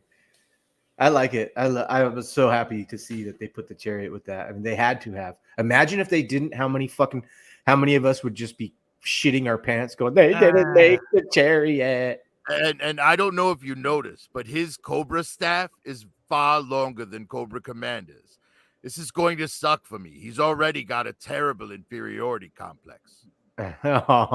Poor Cobra Commander. His staff gets bigger over time. I have a question to you, and this may be bold. All right, we think about the vehicles that have been produced for classified.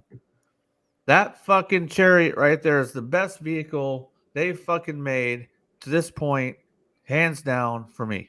Okay, Well, if it had a projection light with the Cobra coming out, No, I'm not talking about his tank. I'm not talking about HasLab. I'm talking about regular production. You're talking about the ones that have been released in the retail market. Yep. That's pretty much just the Baroness and the Coil and Breaker with the Ram. Yep. And I do think this is better than the Ram, but I think the Ram is damn good. Right. Like, okay. I see. Now, the Coil, even though I have it and I want to get another one just so I can have two bikes, and it's great that it comes with the alternate helmet head so I could put that helmet on another figure. Yeah. But it is overall lacking as a Cobra vehicle. But it was the first thing they put out there. You know, it was an early design, and they've shown us one thing, that they're actually listening. Because we would never have gotten a accurate Dr. Mindbender or Serpentor a year ago. If they'd made them a year ago, they would have been all. Go ahead, Big Stan. I said, yeah, they need to step it up because Valiverse was coming for them. See, I'm not of the camp, and we all have different opinions. Not an issue, not a problem. I don't think Valiverse touches G.I. Joe Classified. Not yet. Not yet. They don't. No. Never did. There's not one Valiverse that I'm like, yo. You know why, No. Big Stan? Because there's no cartoon to back how I want to fall in love with a character. They're just putting characters out and like, how do I know who this character is and why am I going to buy that character if I don't know its actual personality, what the voice sounds like, and how I can play it into my real life shit, you know? All the G.I. Joe Classifieds, they all have something in my heart where I'm like, I'm sticking with G.I. Joe Classified. But if a Valiverse, I was waiting for some girl Valiverse figures to come out, and they just came out with a picture of the 2 or 3 girls. And Yes, I'm going to need 2 out of the 4. Yeah, they're okay. But they have I think well, you know what I'm saying is, though, the idea of Valiverse being in existence, you know, it's like giving them a form of competition is what, you know, kind of made it to where, okay, we've got to take things a little more seriously.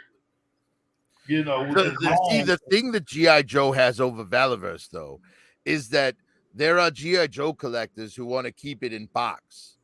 Valiverse is only being bought by people who open their figures because they're using them with their G.I. Joe figures. Yeah, they're trying to fill holes. So if Hasbro fills the holes, people are going to shed those Valiverse, and except for your hardcore Valiverse fans. But they'll become background fodder.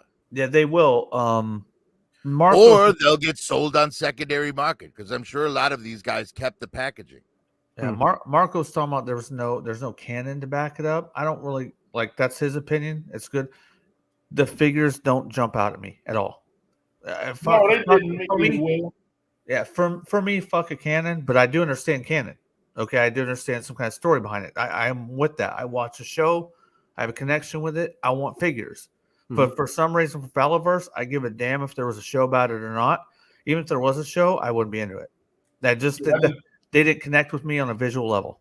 I think, and you know, you got to look at it this way, from a standpoint of what the G.I. Joe figures were lacking. You know what I'm saying? Like, that's where the Valiverse line was trying to come in. I have a question, Big Stan. Mm-hmm. I never thought that the classified figures were lacking in anything with appearance, articulation, sculpt. I thought the only thing they were lacking on was distribution. So, like, when you're talking about lacking, to me, I didn't see visual and articulation lacking. Go ahead. I'm sorry. No, none of that. I'm saying like weaponry and like modernized appearance. You know, in the beginning, it was some of the figures were a little too futuristic, a little too Fortnite-ish. You know, is what I was paying attention to. And you know, I was like, well, yeah, this really isn't hitting home for me for G.I. Joe. Not, it wasn't what I was expecting in the beginning. But I then understand you now. Got you 100%, sir. Yeah, he's definitely right. They were trying to, the figure was there, but they were trying to, futuristic up. It just didn't work at the beginning. I thought they came out of that pretty quick. Yes, I was scared when all I saw was Duke, Scarlet, Snake Eyes, Roadblock, and Destro. But then in the next wave, Beachhead came out, and I was like, all right, they're fixing things. This is a good point too. Red Room Diecast says Valaverse are a bit too realistic compared to GI Joe line. Okay, if you're a GI Joe fan, I think the stuff that we fucking love, like right here, I could pull one thing after another. This isn't realistic, but that's what I fucking want. That's not realistic. Yeah, and come on, you're not going to find barbecue next to Grunt on the battlefield. This isn't realistic. Nobody's gonna wear that in the fucking field. But that's what you want. You want some wild ass shit. So yeah, Valaverse was a little too like, I want my GI Joes need to be wild to a point and degree. So go ahead, Marcos. Oh, and I was gonna say what Simple Eddie was saying. Simple Eddie, I'd throw some gold leaf on that snake, and then he laughed out loud. Yeah, Gary, I could see that big time.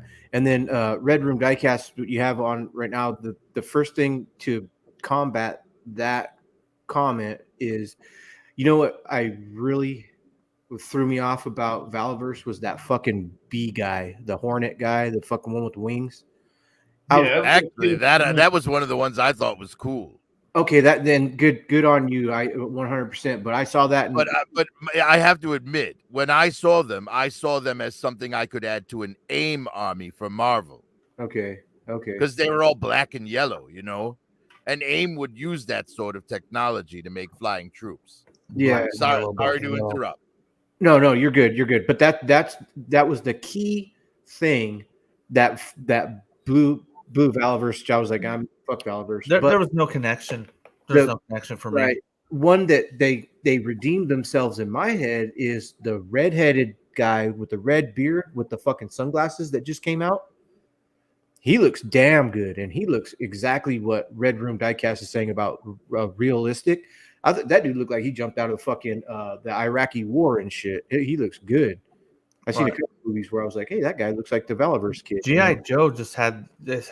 It was some kind of just crazy dimension of a real army people versus sci-fi weird fiction. But that's all what I loved as a kid. Like, yeah, you know? well, that was the 80s, you know, because He-Man was barbarian but sci-fi, futuristic, you know. Yeah, throw up Ralph Bednarski's fucking comment real quick. Yeah, I want to talk about that because over in the 80s we had G.I. Joe. Overseas in like the UK, the line was the figures were called Action Force. So, yeah, that's right. Yeah, they were called Action Force. Ralph Bednarski says Action Force is the UK G.I. Joe from the 80s. Since you can't have two Dukes, Valaverse created Condor, who is Duke's Action Force counterpart in the UK Sergeant Slaughter, Sergeant Hammer. I never even know that, Ralph. I still never looked at Valaverse's Action Force. Action Force to me is G.I. Joe. They just changed the name over there. I still can't relate. I actually prefer their Scarlet. They had that blonde Scarlet with the two shades of green for a uniform. I can't relate Valaverse to Action Force. Force. I can't do it. It just doesn't click with me. So his next comment is Action Force does not fight Cobra, but the Red Army. Who's the leader of the Red Army? I don't remember, but he's definitely on the money there. But even though the enemy was a little different, well, in the beginning, if I remember correctly, in the UK Action Force, it was right, the Red Army. But I think they eventually went to Cobra figures over there. I think it started out with the Red Army, but I think it went to, they had some fucking crazy. Yeah. Well, when it was the Red Army, they were only 5-point articulation figures. Yeah. The original big bad was a guy wearing like, do you remember in Austin Powers 2 that suit Dr. Evil had with the the like weird thing over his head. Yeah. Imagine that outfit, but in all red. Oh, And it was like 5-point articulation figures. okay. They were only still called Action Force over there during the early days, the first couple of waves of GI Joe figures. But by the third wave, they were GI Joe over there as well. Yeah, the Red Army was early on. There was a vehicle over there that was really fucking cool, and I can't remember the name of it. Well, there was a Kickstarter for that Red Skull fighter. Thank you. That thing's pretty dope, man. That Red Skull. It's incredible, and it works for 3 3/4 figures, or it has an interchangeable seat for a 6-inch figure. Right. And when you bought it, it was like the size of a TIE fighter, the Black Series TIE fighter. In the cockpit area, at least. The wings were curved though, so it doesn't take up as much real estate. Right. But it came with either 2 small figures or 1 6-inch figure. And the 6-inch figure was wearing all red and black. He almost looked like Wild Weasel to me. Wild Weasel. But if Wild Weasel's uniform had a little more black and gray in it instead of being all red.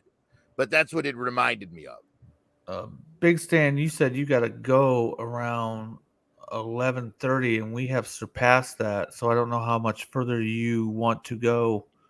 Yeah, man, I'm going to go ahead and sign off now before you go any further. And I just want to say I really appreciate you for having me on, Brother Pack. Thank you for just considering me for this very special episode of 3 Live 50. And again, I'm very honored and very grateful just to be a part of it, to be able to share this moment in time with everybody. My brother Marcos, it's always a pleasure. Nothing but love for you, my brother. Thanks, Big Stan. With the Prophet Director, I cannot say enough good things about you, sir. And hopefully, somewhere along the line, we will be able to do this again. Yes, I hope so. It has been an absolute pleasure. Yes, sir. I always love being able to mix it up with you, man. And to everybody out there in the chat, you know it's nothing but love for you. From the big homie, the Super Destroyer, the professional wrestling machine, and the first ever Texarkana wrestling champion. Until the next time, and for the remainder of this night, everybody make the best of each day that you are on this small planet. And when I come back, it's going to be better than ever. Because that's just the way it is when you're rocking with BSH. And with that said, I'm going to sign off. Until the next time, this is your big homie saying take care out there. And I'll see you over at BSH TV. Yeah. Hey, thank you, sir. I know he's signing off, but man, it's my honor. I know he said it's his honor to be on here, but it's my honor to be able to do all these shows with everybody, especially Big Stan. That guy is heart personified. He is also the 3 Live Stream People's Heavyweight Champion. Don't get it twisted. You know what else don't get twisted, Marcos? You get to take over while I take intermission, and then we're going to do Profit Director's topic when I come back. Okay, cool. I'm just looking at those motherfucking legs that figure has. That looks so fucking good. She's putting Baroness. It looks terrible at the ankles, though. No, that right there is perfect. She's got these cankles, though, man. Look. At Oh, that. Okay. But I think I have a solution to that. A razor blade? Because no. I made these boots for the Baroness figure, but then the Baroness figure got something better from a Vampirella figure. Okay. Oh, okay. Yes. But what it is I made these 2 little leather like sleeves. So you heat the foot up and pop it off, right? And then you slide the sleeve up the leg, and then you take a boot foot and you pop it on the bottom, and now you've got an articulated bootleg Okay. with actual like cloth as the bootleg itself. Bootleg. That's a good word. I like it. But I'm thinking that might work to fix that cankle issue that she has. Well, from I mean, Bill Clinton would absolutely love those cankles. from right here, it's pretty cool. I do. Yeah, well, from a distance, yes. I mean, when you look at the whole picture, it's great. That's awesome. But yes, it's just it's a little off. In person, I can't not see it. I bought a couple. Did you get the Hasbro Gold Throne? I actually don't know who I bought this throne from. I bought it so long ago off of eBay. Yes, I have two. I had about. Let me see how many I have right now. I have the crates next to my throne though. Those are Fortnite crates. Are they? Do they open up and you put guns in them and shit? They do. They open up. They're very cool. Cool. I mean, look at these things. Yeah, they look like totes, like a motherfucker. They're amazing. Look at that. It's like, who doesn't need that? Right? And they make for great like scenery. You know what I'm saying? Are you wearing Chucks? Yes. Those are my gold Chucks. Where'd you get those? That they came with the body that I have here. The body that you're seeing me with right now is from a Mezco roach with the golden head. Wow. And I still have that figure as well. And the head that came with the figure was actually 14 karat gold. I did not know that. I thought that was the Pimp Daddy Destro. No. The Prophet Director figure that they put me out with. I admit there was a time when I loved leopard print, but that was a long time ago. Was Pimp Daddy Destro in the cartoons? I'm not sure that he was. I think he was an exclusive originally. Pimp Daddy Destro was a 2000 in the 90s. They had one. It was so rare. I almost want to say it was a prototype, and I think some of them had gotten out. But the first like large scale release, and this was an exclusive, was the 2007 San Diego Comic Con Pimp Daddy Destro. So he was very obscure in the 90s, and then they actually did him on a larger scale in 2007. Well, I know the classified Prophet Director figure is based on that Pimp Daddy Destro figure. It is. It'll never be Prophet Director Destro to me. It's always Pimp Daddy. Yes. That's why I thought it was safe to take the Prophet Director moniker. Yeah. Nobody's calling, that thing the Prophet Director. It's a good second alternative name. I will give them the benefit of the doubt. I mean, I'm like, come on. Obviously, they don't want to name him Pimp Daddy, because they would never get away with that. I mean, look what they renamed Slave 1 on Hasbro Pulse. Because they just put out a new 3 3/4 inch Slave 1 ship. But it's called Boba Fett's Starship. It doesn't say Slave 1 anywhere on the box. Please give us a hooded Cobra Commander. Stop with the bullshit. I understand your sense that people needs, but man, I want a hooded Cobra Commander. Well, people need to not associate things where there's no association. I read we're gonna get into it. We're gonna get into it, Prof Director, not fight, but we're gonna talk about this. Let's do it.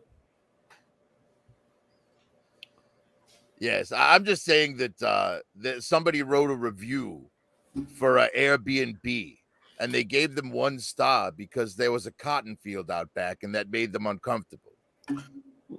Marcos, I had brought up, like I do frequently, we need a hooded Cobra Commander. Okay, yeah. Fuck the dumb shit, whatever. And Prophet Director had a comment toward that and said, "What did you say? Something about people don't need to see something that's not there." People need to stop making associations where they don't exist. Yeah, right, 100%. And as an example, I said that there was an Airbnb review for 1 star because the person was offended that there was a cotton field out and back. So let's let the rough side drag. Let's talk about a little bit. The stuff I don't enjoy are stuff that he's talking about, like seeing stuff that's not there just so you can push your own agenda with whatever crusade that you're trying to put your flag up for. Okay. That stuff annoys me. There's real things that need agenda. Real things that need addressed.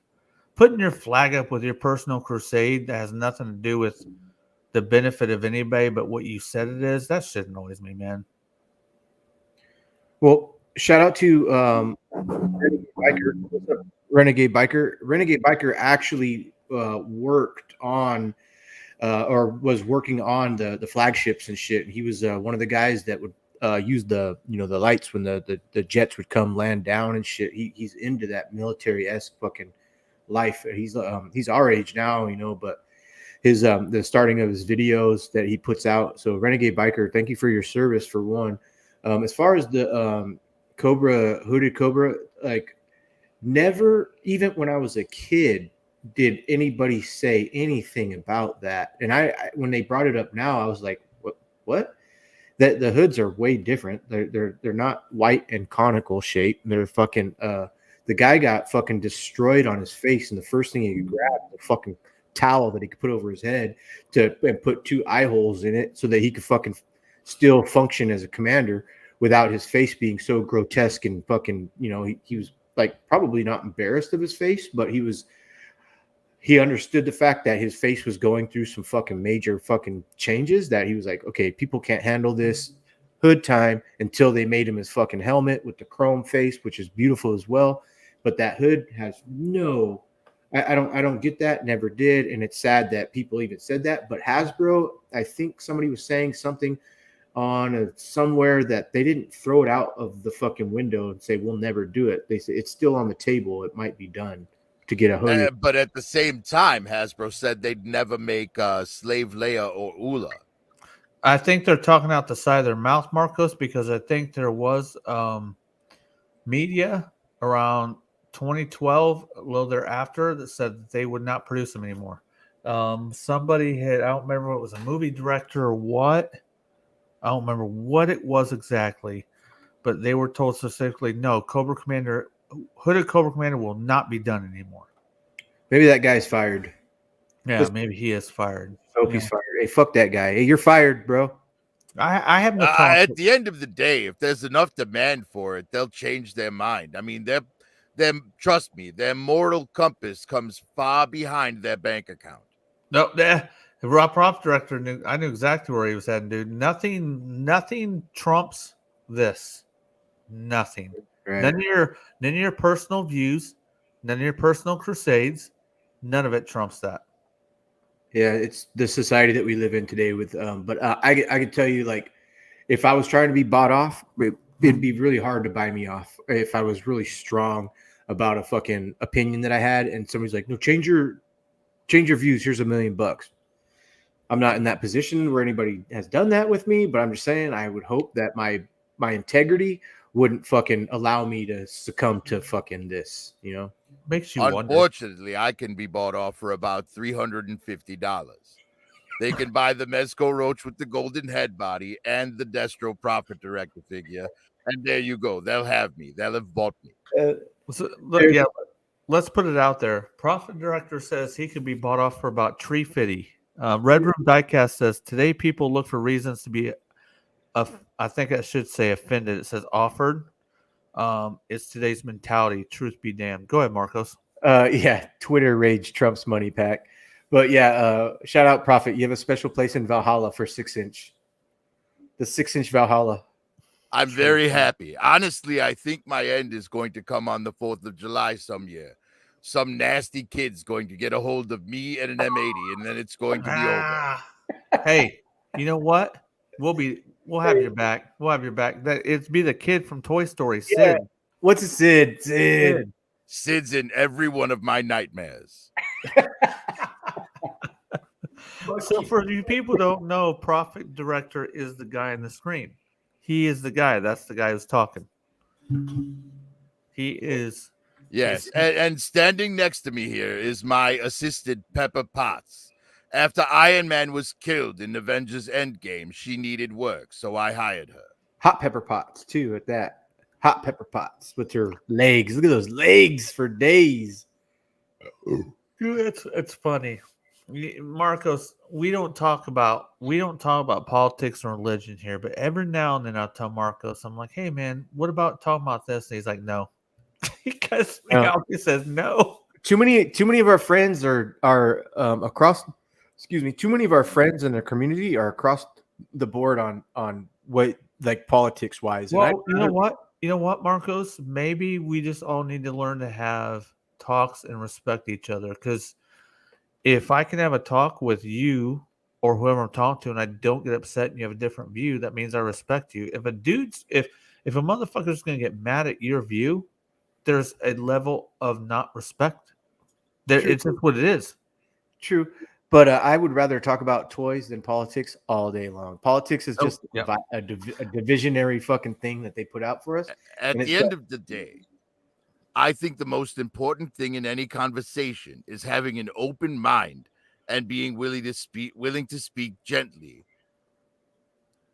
Right. At least in this day and age, it's important. You're going to catch more flies with honey than you are with vinegar.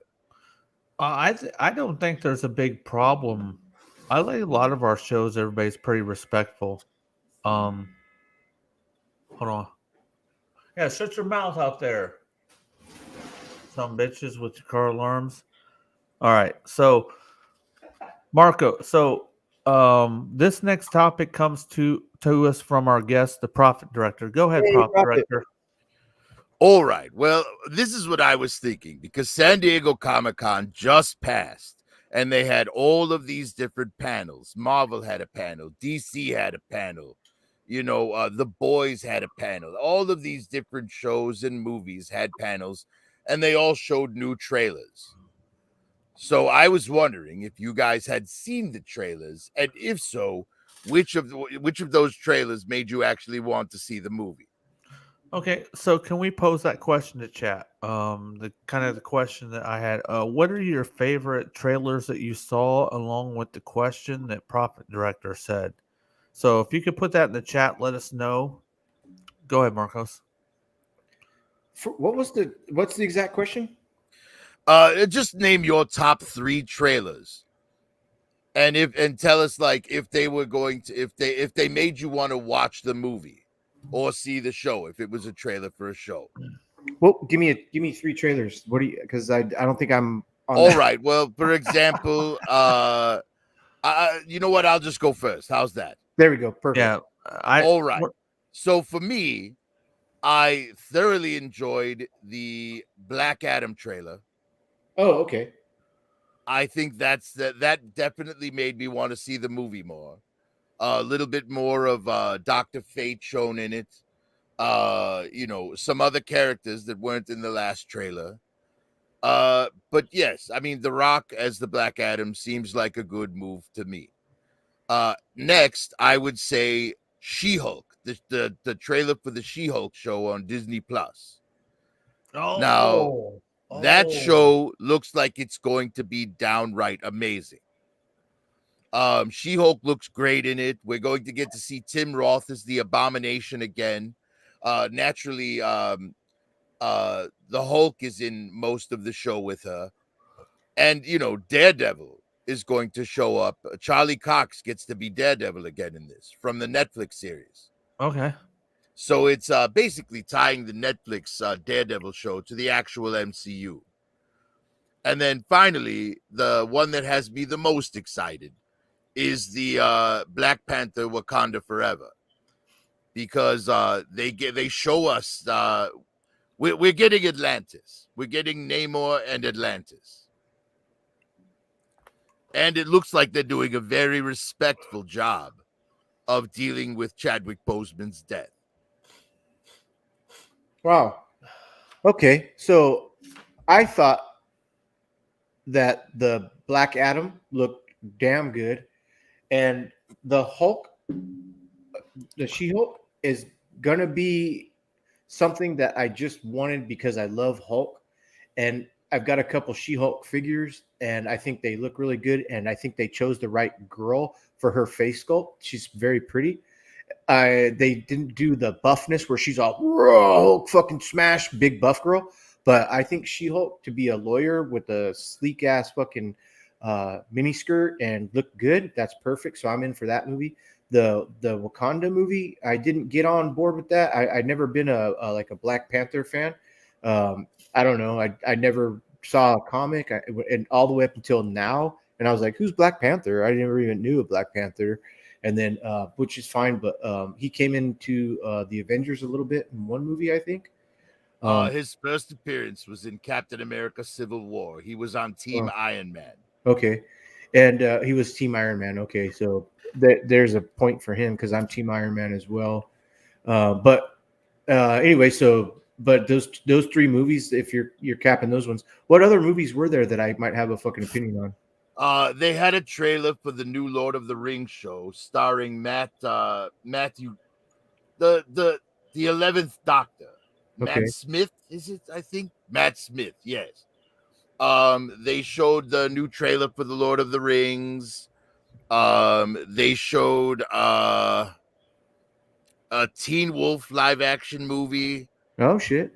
But it's based on the MTV show. It's like it's not something new. It's like a continuation of the MTV show. Okay. Or I'm assuming it is because they have the same actors in it. What else did they have? They had a trailer for I Am Groot, which is like a show based on Groot getting lost to some shit. I don't know. It looks like it's for children. So I don't know if I'll watch the first episode, and if it entertains me enough, I'll finish it. But I don't know. I may actually finish it just because I feel obligated to finish the Marvel Cinematic Universe since I've seen every single piece of it so far. Yeah, so I think you had the three top trailers, and that's cool. Real quick, let's see. Hold on a second. Renegade Biker answers a question we were talking about a while ago. I think the Red Army is actually called the Red Shadows. Correct, sir? Bing, bing, bing, bing, bing. He also says Baron Ironblood. Yes, I knew it was Baron something, but I would have never have gotten Ironblood in a million. So it's years. the Red Shadows with Baron Ironblood was the guy who was a bad guy in Action Force. So, okay. Man, I got to get like a piece of pizza or something here in a second. So, I'm going to tell you, I'm going to answer your topic question with this. I don't watch trailers, Prophet. And I don't watch trailers because I feel like they all try to persuade me into a thinking. And then you go into watch. How many trailers does one very large movie have? Maybe 5 to 12. 5 would be on the low end. So if I'm interested in something, I don't want any spoiler. Like I will just keep completely out of every conversation, everything. So, but if I was watching trailers, I would have wanted to see the Guardians of the Galaxy 3, She-Hulk. Those would have been the ones that I was interested in. But that's kind of my take on trailers, sir. I love Guardians of the Galaxy. Right. I'm like that with most movies. However, when it comes to comic book films, I guess it's years of reading the comics. For me, seeing a trailer is like getting to look at the cover that's coming out next month. Yeah. Yeah. Hey there, Prophet Director Destro. I put up some more videos on my channel about Serpentor and also the Walmart retro card Destro Baroness and Lady J. Yes, unfortunately, I wasn't able to get the damn Baroness, and I'm kind of upset about it. You talking about the big carded motherfuckers? The retro card one, yes. I know that I don't actually need it, but it's the Baroness. I need it. Yes. If you want it, you get it. For me, I'm completely out on the retro carded Joe Classified. The cards are way too large. The file cards are shit. So I like the box because I can grab a box. I can get an X-Acto knife, I can cut it. I can open it. I can have it out. I can put it right back in. If I have a fucking retro card, I got to cut it off the bubble, And I still have a piece of shit file card that's bilingual with no content. We talked about it in the last show. So that's just my opinion on the retro carded stuff. So well, the only reason I want them is because I want those original paint schemes.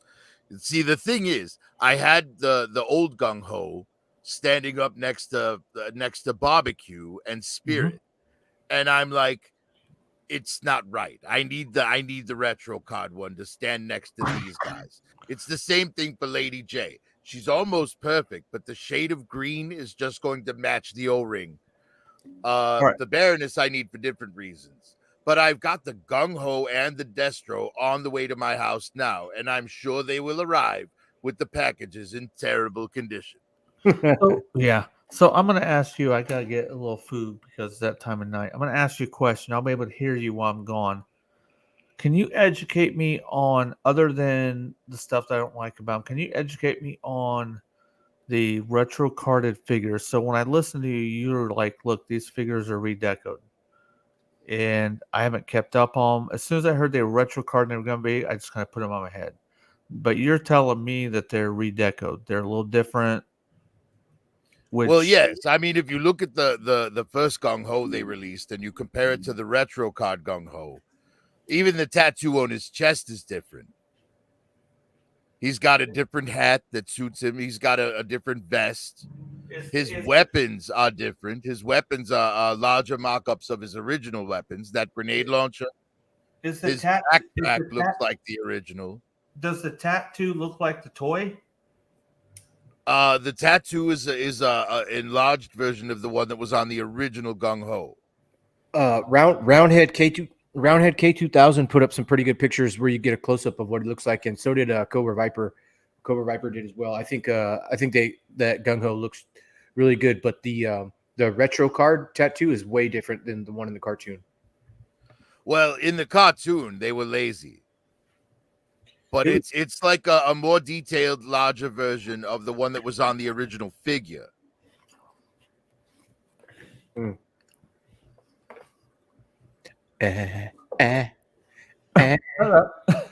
But yes, and the thing is, right, because look at the wave that's out right now. You've look at the figures that are already out. You've got Roadblock, the heavy machine gunner version. That's like a perfect, at least color wise to the naked eye. He's like a very good version of the first Roadblock. And that same year, you got Barbecue, you got Spirit with Freedom, Duke, right? And Gung Ho was in that group. And then the very next group had Flint and Lady J in it. Now, Flint already looks pretty damn good. You can the vest, whatever. Yeah. But the Lady J, the green was too dark for that original thing. But the retro card of Lady J, it's the same light green as the original O-ring figure. Well, that's a thing that I know I don't like, but I know that I'm in for that kind of shit because Hasbro and all these toy companies have done it forever. So I know I sound like a shill for Hasbro, but it's really just seeing them on the shelf next to each other. They don't look right unless they look right. You know what I mean? It tells me, I've known this in the last few years, I will wait on a figure because I'm like, look, this isn't going to be the only version they have of this. They are going to give me probably the version I want down the road. And if I wait, I won't have two versions that I want to get rid of later. For me, I usually turn figures that get replaced into custom fodder. Okay. See, that's a good repurpose. I don't do that, so I don't have any. I can't do anything with the old stuff like that. Don't get me wrong. If I still have the box and the figures complete and I don't have a custom in mind for it, I'll sell the damn thing. Do you sell a lot of personal stuff, Prophet? Not much, really. Just, if I'm desperate for money, I'll sell something. Did you? I know you have, and I just don't think I've seen in your pictures. Did you get any of the 3D printed gold bars for the 6-inch? No.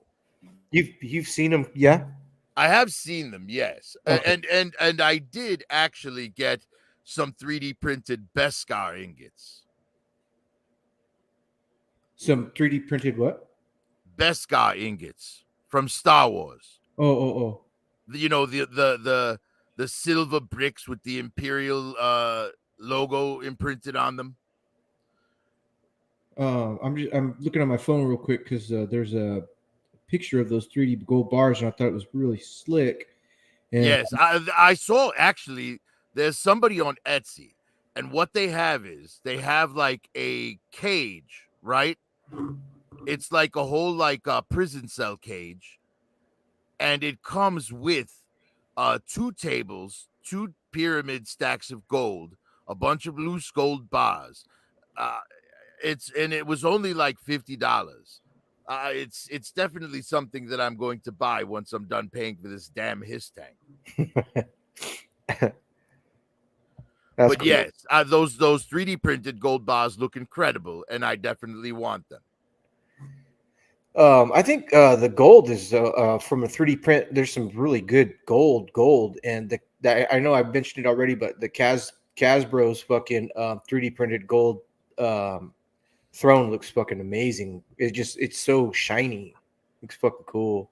I actually have some Hasbro gold right nearby. What did you end up getting from him?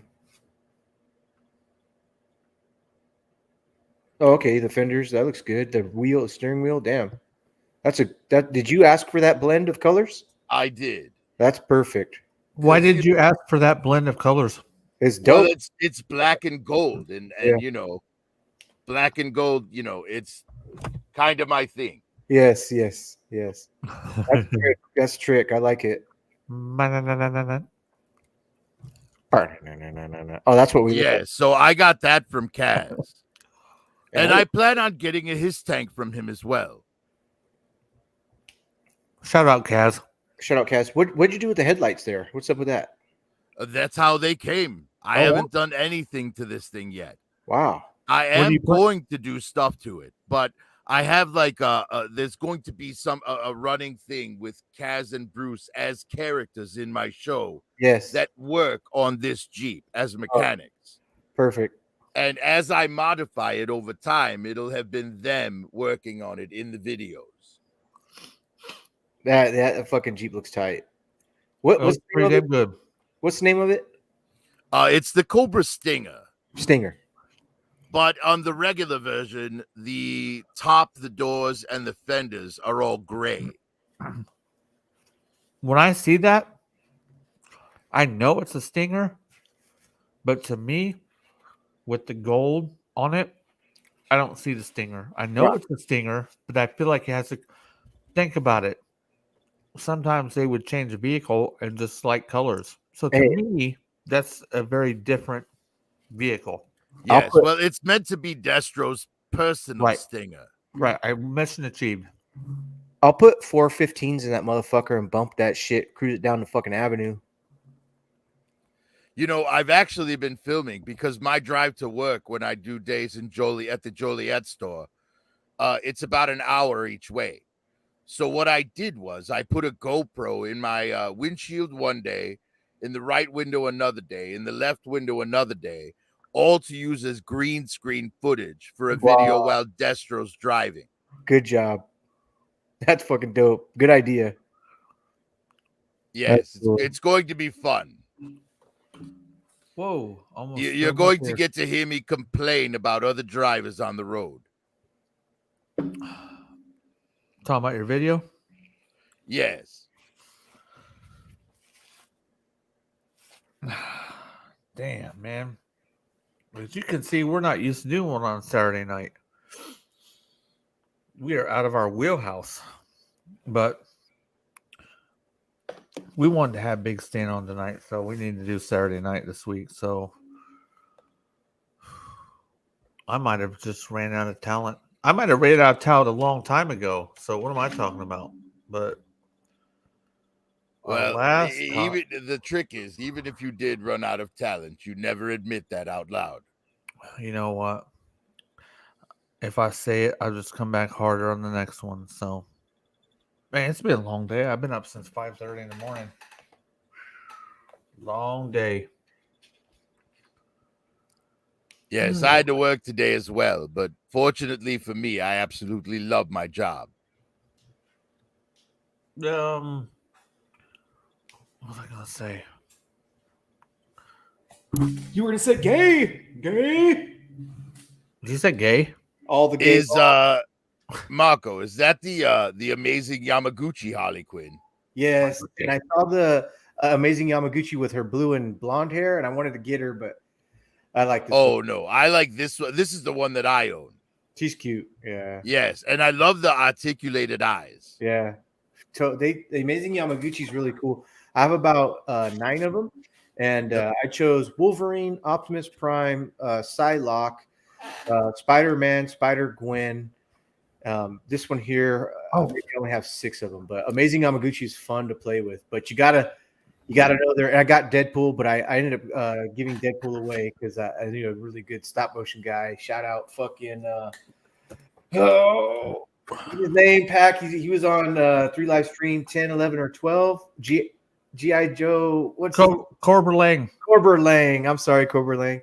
But Shout out Corbin Lang. Yeah, he's stop motion king too. He's really check this out. That Harley is perfect for stop motion. The articulation is amazing.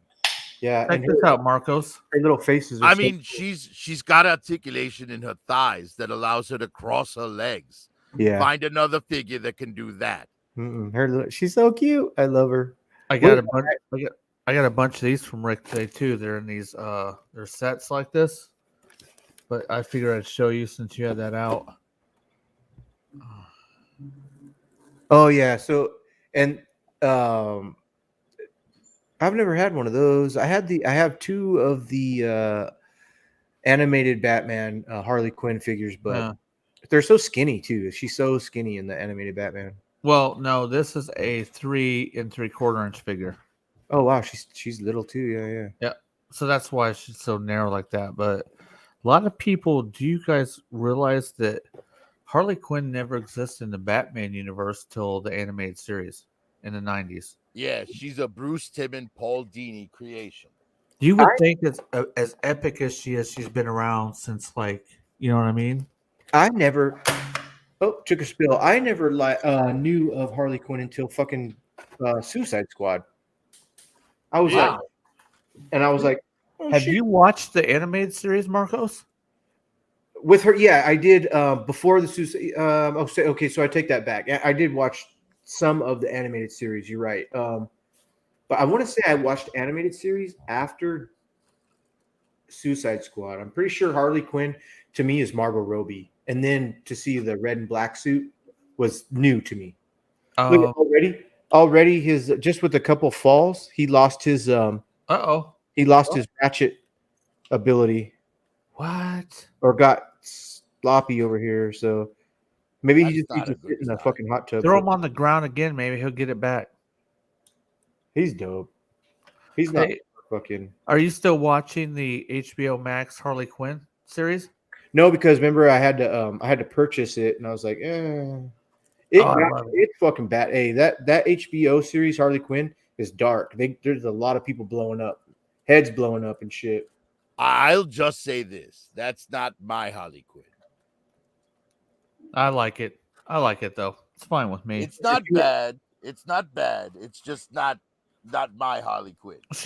That's not quite the voice that I recollect or I associate with Harley Quinn, but it's more Harley Quinn content, and I enjoy that. It's Penny on The Big Bang Theory, right? Kelly Cuoco. Yeah. She's so fucking gorgeous. Well, it's funny. The movies that the movie that they had with her in it, where she's doing Nightwing, that's freaking that's Melissa Rauch, who's also on Big Bang. So yeah, Melissa Rauch is nuts. Yeah, Bernadette on Big Bang. So I actually thought, voice-wise, Melissa Rauch did a better job as Harley Quinn than Kaylee Cuoco. I honestly think that she's more attractive than Kaylee Cuoco.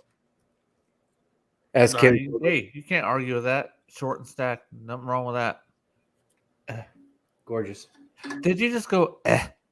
Dude, I think we're getting ready to go into the backstage, bro. I think I've ran out of talent tonight. So we're getting ready to go. I've got one more little thing to show if you give me Oh, just a cool. minute. Good. Just because, you guys brought it up. So We did. this is kind of on you.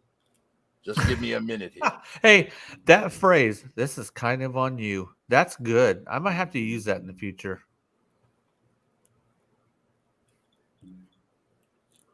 I really need Jeopardy music. Like when there's nothing going on, I can just. Oh, Marcos, I gotta talk Yes, with but you. you might actually get copyright struck for that. Not if I play it in small segments and I break it up. Oh yes, it's like 15 seconds, right? Is the most Like you can. like when your phone you say, "Hey Siri, what song is this?" It's the same way the AI works. That Siri needs to hear that song for so many seconds. So what you can do is you just break it up before the AI can acknowledge what the fuck it is that it's listening to. I see. Sorry, give me just 1 second here. I'm having a little trouble, but it'll be good. It'll be good. It'll be good. It's always good. I'm at okay. Ralph says I met Todd McFarlane. He was a class act. He treats you like he's known you forever. Super fan friendly. You know what's so cool about the McFarlane series? He can keep his stuff cheaper because he doesn't have to deal with stockholders. Stockholders is the whole reason why we have shit jacked up, why we have stuff not the way we want it, because they have to cater to them. If they don't cater to their stockholders, bro, they ain't getting money. You know what I mean, Marcos? Yeah, that's why you got to write your local congressman. Did I just shoehorn you in on a little something else? I'm a shoehorn for shoehorns. What the fuck is there? There's sometimes you need a shoehorn. Sometimes you need laid too. So there's that. Sometimes what? Sometimes you need laid too. So there's that. I think chat heard me the first time. So Yes, I'm sure they did. Chat out, chat. I want this guy to sit down and have Harley on his lap. no, you know what? Thanks everybody in the chat that's been banging on this one. I don't feel like I've done as good a job as normal as keeping the chat involved. No, we know when Pac sucks. It's tonight. Yeah. No, you don't suck, bro. Saturday we're not used to doing Saturdays, and you'd be like, whatever, it's just a different day. It matters, man. It's just Saturday, a whole different thing happens in my life. So, okay, this is on us, Marcos. Hey, look at Harley Quinn. What is she doing? What is this? What's going on here? What's happening? Is she holding a... She's firing a rocket. She is firing a rocket. Put it on blast there, Pac, if you don't mind.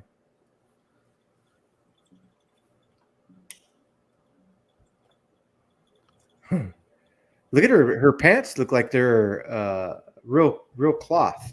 Yes, this is the Mezco 112 Collective, Harley Quinn. Oh. Mezco. So what's the tag on a Mezco Harley Quinn? $90 was what I paid for it, but it came with so much. 3 different heads, like 6 different sets of hands, a mallet, a baseball bat, like everything you think Harley would come with. So if it comes with 6 different hands, shouldn't it come with several different sets of lips too? Well, she has 3 different faces. There's this face, the big smiling face, and then an unmasked face. Okay, so we do have different lips, so that's good.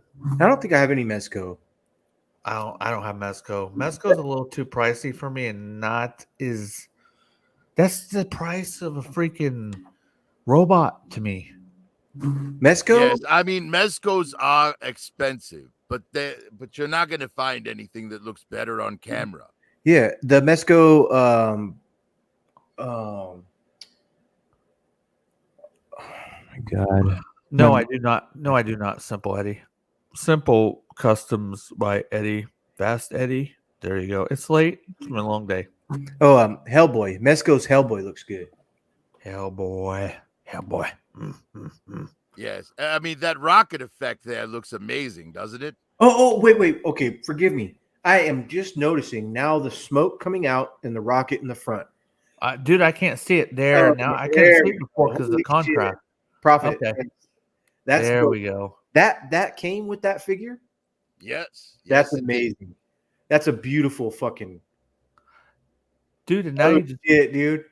Now you've seen the Joker with somebody's face skin on it. He wore somebody's freaking face skin and then held it up. He wore his own face skin. Because for a while, the doll maker cut his face off. Right. And it was in the possession of the Gotham City PD for a long time. But then Joker showed up and wanted it back. So he broke in, stole it, and stapled it to his own face. That scene's in the HBO one. Yeah, that's like in the first 5 minutes, Joker's wearing somebody else's face. Yeah, and they did that pretty proper. And then he takes it off, and it's just kind of dripping and sagging. Yeah, and dudes in the back throwing up. They're like, whoa, whoa. Dude, shout out to Frank on the Harley Quinn. Frank is the balls. Frank is a funny guy, and he says "fuck." I love it. He's the comedian Jay something. What comedian? Like I told you, huh? Who's his voice? Jay somebody. It's a comedian. Fucking can't remember. I texted to you. Go back in there. Which character's voice? The Frank in Harley Quinn HBO Max series. Oh. Feed me Seymour. A fucking plant. JB Smoove. JB Smoove. That's his name.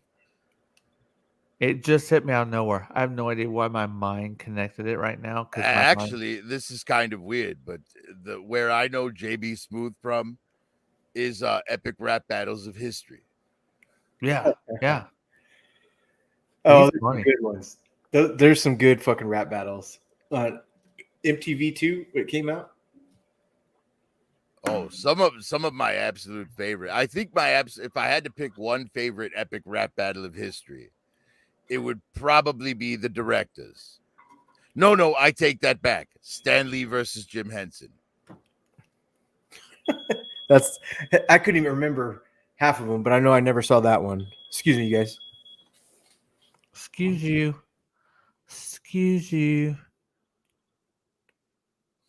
Oh. Marcus is an important man. He's got phone calls. Yes. And late, too. Oh, wait. For him, it's like 3 hours later than it is for me, isn't it? Yeah, for him, it's 10:20. Still, the night is still young with him.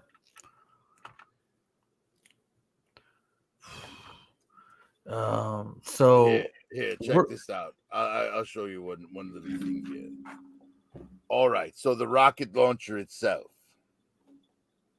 This handle is like articulated, right?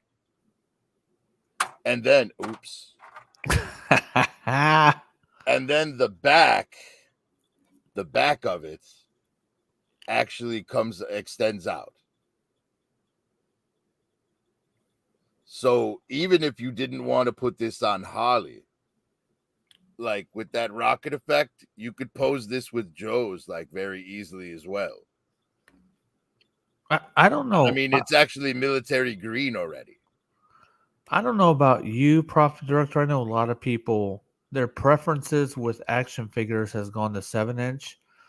I still prefer 3 3/4 and 6-inch. To me, I really still enjoy the older 6-inch figures. I think 7-inch for me is a little too large. There's only one line that I'm going into the 7-inch realm for, and that's the Masters of the Universe Masterverse figures. Yeah, I do some. Everything else is either 6-inch or 4-inch. Yeah, because honestly, I'm more on the modern Joes than the O-ring Joes, and the modern Joes are a 4-inch scale, not exactly a 3 3/4. And then I have a lot of figures like from Boss Fight Studios or from Marauders Gun Runners Inc. You know, those types of figures as well. Actually, I could probably show you a very cool figure that is a mix of both Boss Fight Studios and Marauders Gun Runners. Just give me a second here. I might be able. Oh, wait. Is this it? Yes, this is it. All right. Hang on. All right. So after he shows this figure, we're going to bounce. But we're going to see what he has to show. My ass, I just remembered I got to get up early in the morning again, Marcos. Yes, I have to get up early as well. Tomorrow's a Joliet day, so I have a long drive. Yeah, the grind, the toy grind is all weekend for me. That's why I'm so fucking tired tonight. Well, we're having a tomorrow at the Dragon's Den. We're having a courtyard trade day where we'll have like a bunch of vendors for toys out in front of the store because the way that our store is built, like where it is, it's kind of in this little like courtyard where there's a bunch of stores on different levels. It looks like a little pirate village. And so we have like 15 to 20 vendors out in the courtyard, and then we have the store open. And yes, people just come and they either buy from us or they buy from the vendors or they trade with the vendors. It's a good time for all. Later, Red Room Diecast. Appreciate you stopping by, man. Peace. So this is a Boss Fight Studios Gorgon. Later, Fast Eddie. Let's see. Put you on blast. It scales with the 3 3/4 figures or 4-inch figures. And instead of leaving the Boss Fight Studios stuff on it, I took Marauders Gun Runners vests and guns and all that sort of stuff and put it on there. You could see wraps all the way around the back. The goggles fit on the snake face very well. The tail is articulated. Cool. And it balances very well on its tail. So, like, for example, the reason I got this was to kind of have a sort of a female Galobulus, like a Cobra had a mutant soldier. And the fact that the Gorgon was already in red and blue, it's already Cobra colors, you know. So I couldn't resist. But that's all. That's all I've got. He looks like a waiter for Cobra Commander. He looks like it should have a waiter tray with drinks. Oh, the way the tail is. I don't know. I get that.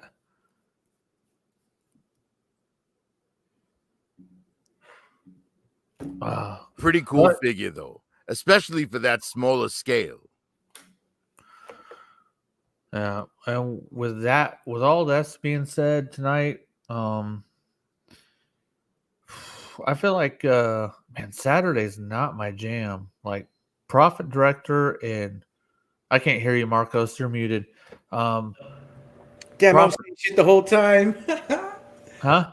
I was saying shit the whole time. I was like, damn, Prophet, that looks sick. That's nice. That looks good. I like it. How much was that? And I was wondering why it wasn't being answered. I'm glad you said it again. I feel better about that now. Holy shit. Yeah, because I'm like, I'm cash, so he's sorry. Like, yes, the Gorgon, I got that on Boss Fight Studios' own website. It was about $30. And it came with swords and shields and helmets, all in the medieval style. And then the gear, like Marauders Gun Runners. Have you ever gone on Marauders Gun Runners? No. It's like build your own 3 3/4 G.I. Joe figure. Wow, that's cool. It's amazing. And they have the gun that she has, the goggles, the vest, everything on the vest all came from Marauders Gun Runners. So basically, you can go on Marauders Gun Runners, and it has like they have like raw bucks, you know, with like balaclava heads and stuff like that, and all this gear that you could put on them, and you just buy what you want to build your exact figure. Any type of helmet you could think of, any type of hat you could think of, any type of vest you could think of. They have them in Cobra Blue, in black, in red and black, in yellow and black, in orange, in shiny ass silver. They have them in all sorts of different camos. Wow. And they also have like suited figures, like secret agents and shit. You know, and then on top of that, they have like DFS agents wearing like combat boots with like jeans and t-shirts and shit, and you put the vest and stuff over that. They have dogs, and their dogs are amazing. Their dogs are as articulated as timber is, but in 1/18th scale. Wow. They also have like mech suits that you could put on their raw bucks, like what Ripley fought the Alien Queen with in Aliens. Ripley. But yes, they're them, and recently they just started doing World War II figures. So if you want to get like old German soldiers, old American soldiers, Japanese soldiers, English soldiers, they have all of that stuff with all the trimmings. Any vehicles yet? No vehicles yet, but they do sell things like they sell bunk beds that are to scale with the figures. They sell lockers that are to scale with the figures. They have, and the thing is, you go in and you look at the weapons and you pick the weapons that you want. And all of their guns, like the clips are removable, the sights are removable. It's amazing. And they have a series of 1/12 scale guns if you want to, get better guns for your Duke and Beachhead figures. Because let's face it, those guns, oh my God. No good. Well, they're Nerf guns. And Beachhead's guns are fucking bright green. What the fuck is that? Yeah. They have to do that. Yeah, right. Well, clearly they don't, because all the figures that have come after have had realistic looking guns. Yeah, who knows what their thinking is, man. I think when they first put it out, they thought they were marketing to children. But they are clearly not marketing to children. But see, they've known that they're not marketing to children. They've known this. And I hate when it's kind of a disrespect when they put 4+ on the fucking G.I. Joe Classified box. I'm like, well, the thing is, yes, they know they're not catering to the kids, but they want to. They would hope that kids do get this stuff, but it's just fucking there's shit that's overtaking that. Kids don't want to play with toys. You guys have children yourself. Well, yes, Marco, I know you do. Pac, do you have kids as well? Yes. All right. So when your kids were small and you had your action figures in your hand, did they or did they not get interested in your action figures? They had no interest. If I could take this one first, Pac, Marky had no interest in it because we excelled him in bicycles, dirt bikes, fishing all across the board. He was an outside kid. If I gave him something to play with in the dirt, a little car or something, he would rather climb a tree and do something else, throw a ball, catch a ball, fucking break a window. But Maisie was the one that was interested in, I mean, she's younger.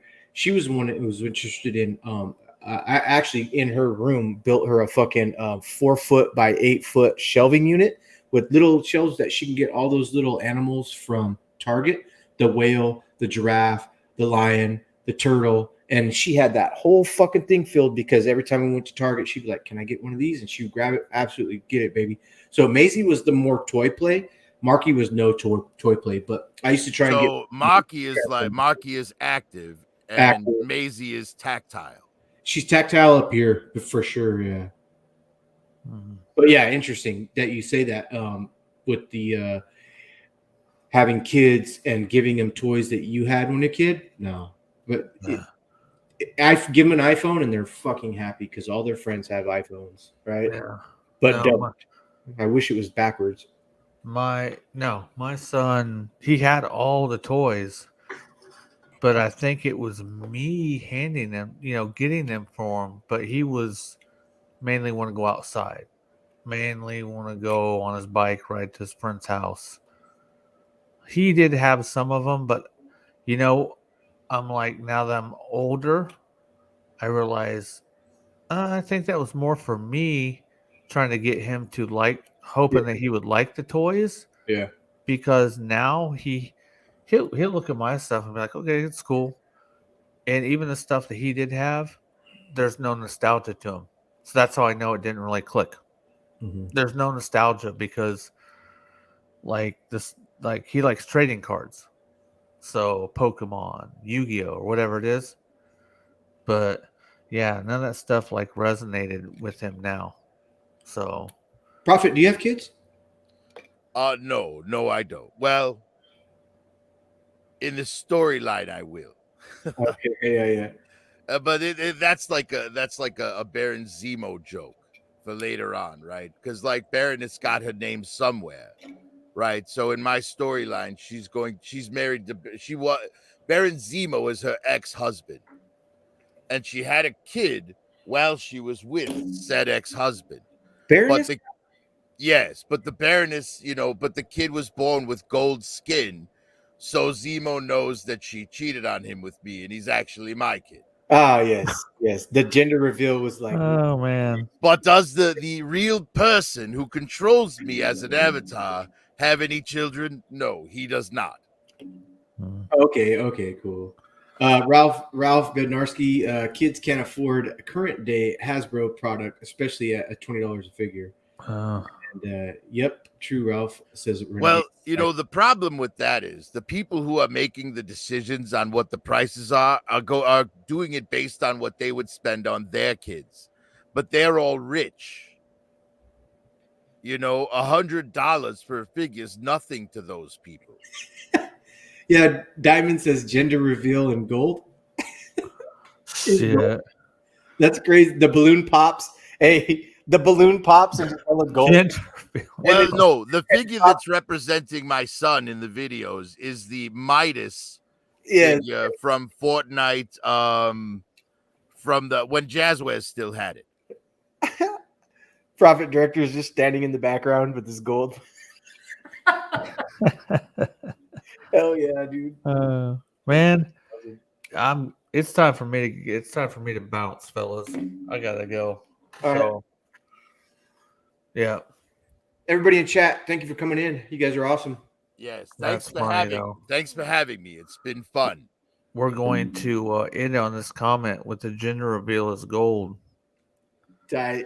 But no, I appreciate everybody that does these shows. I appreciate Prophet Director. It's a guy who you can have great conversations with. It's easy to have conversations with him. So he's a guy that you can frequently reach out to and say, hey man, you want to go do a live? And you'll know it will be seamless, even though he's got, hey, there's a lot of glare come out that dome of yours. Yes. Well, see, I just wanted to show you that even though you can't see it, well, actually, if you look, Peppa's blushing for me. Yes, she is. Please bang her tonight, Prophet. The Baroness would have my nuts if I did that, man. She could. Okay. Yeah, I'd rather bang Baroness, but look at Pepper Potts just wanting to be banged with that skirt on. That's gorgeous. Come on, man. She's in mourning. She's not in mourning no more. That's over with. She's moved on. She's already got a kid. So there's a lot of things you have to consider. Yes. Oh man. Hey.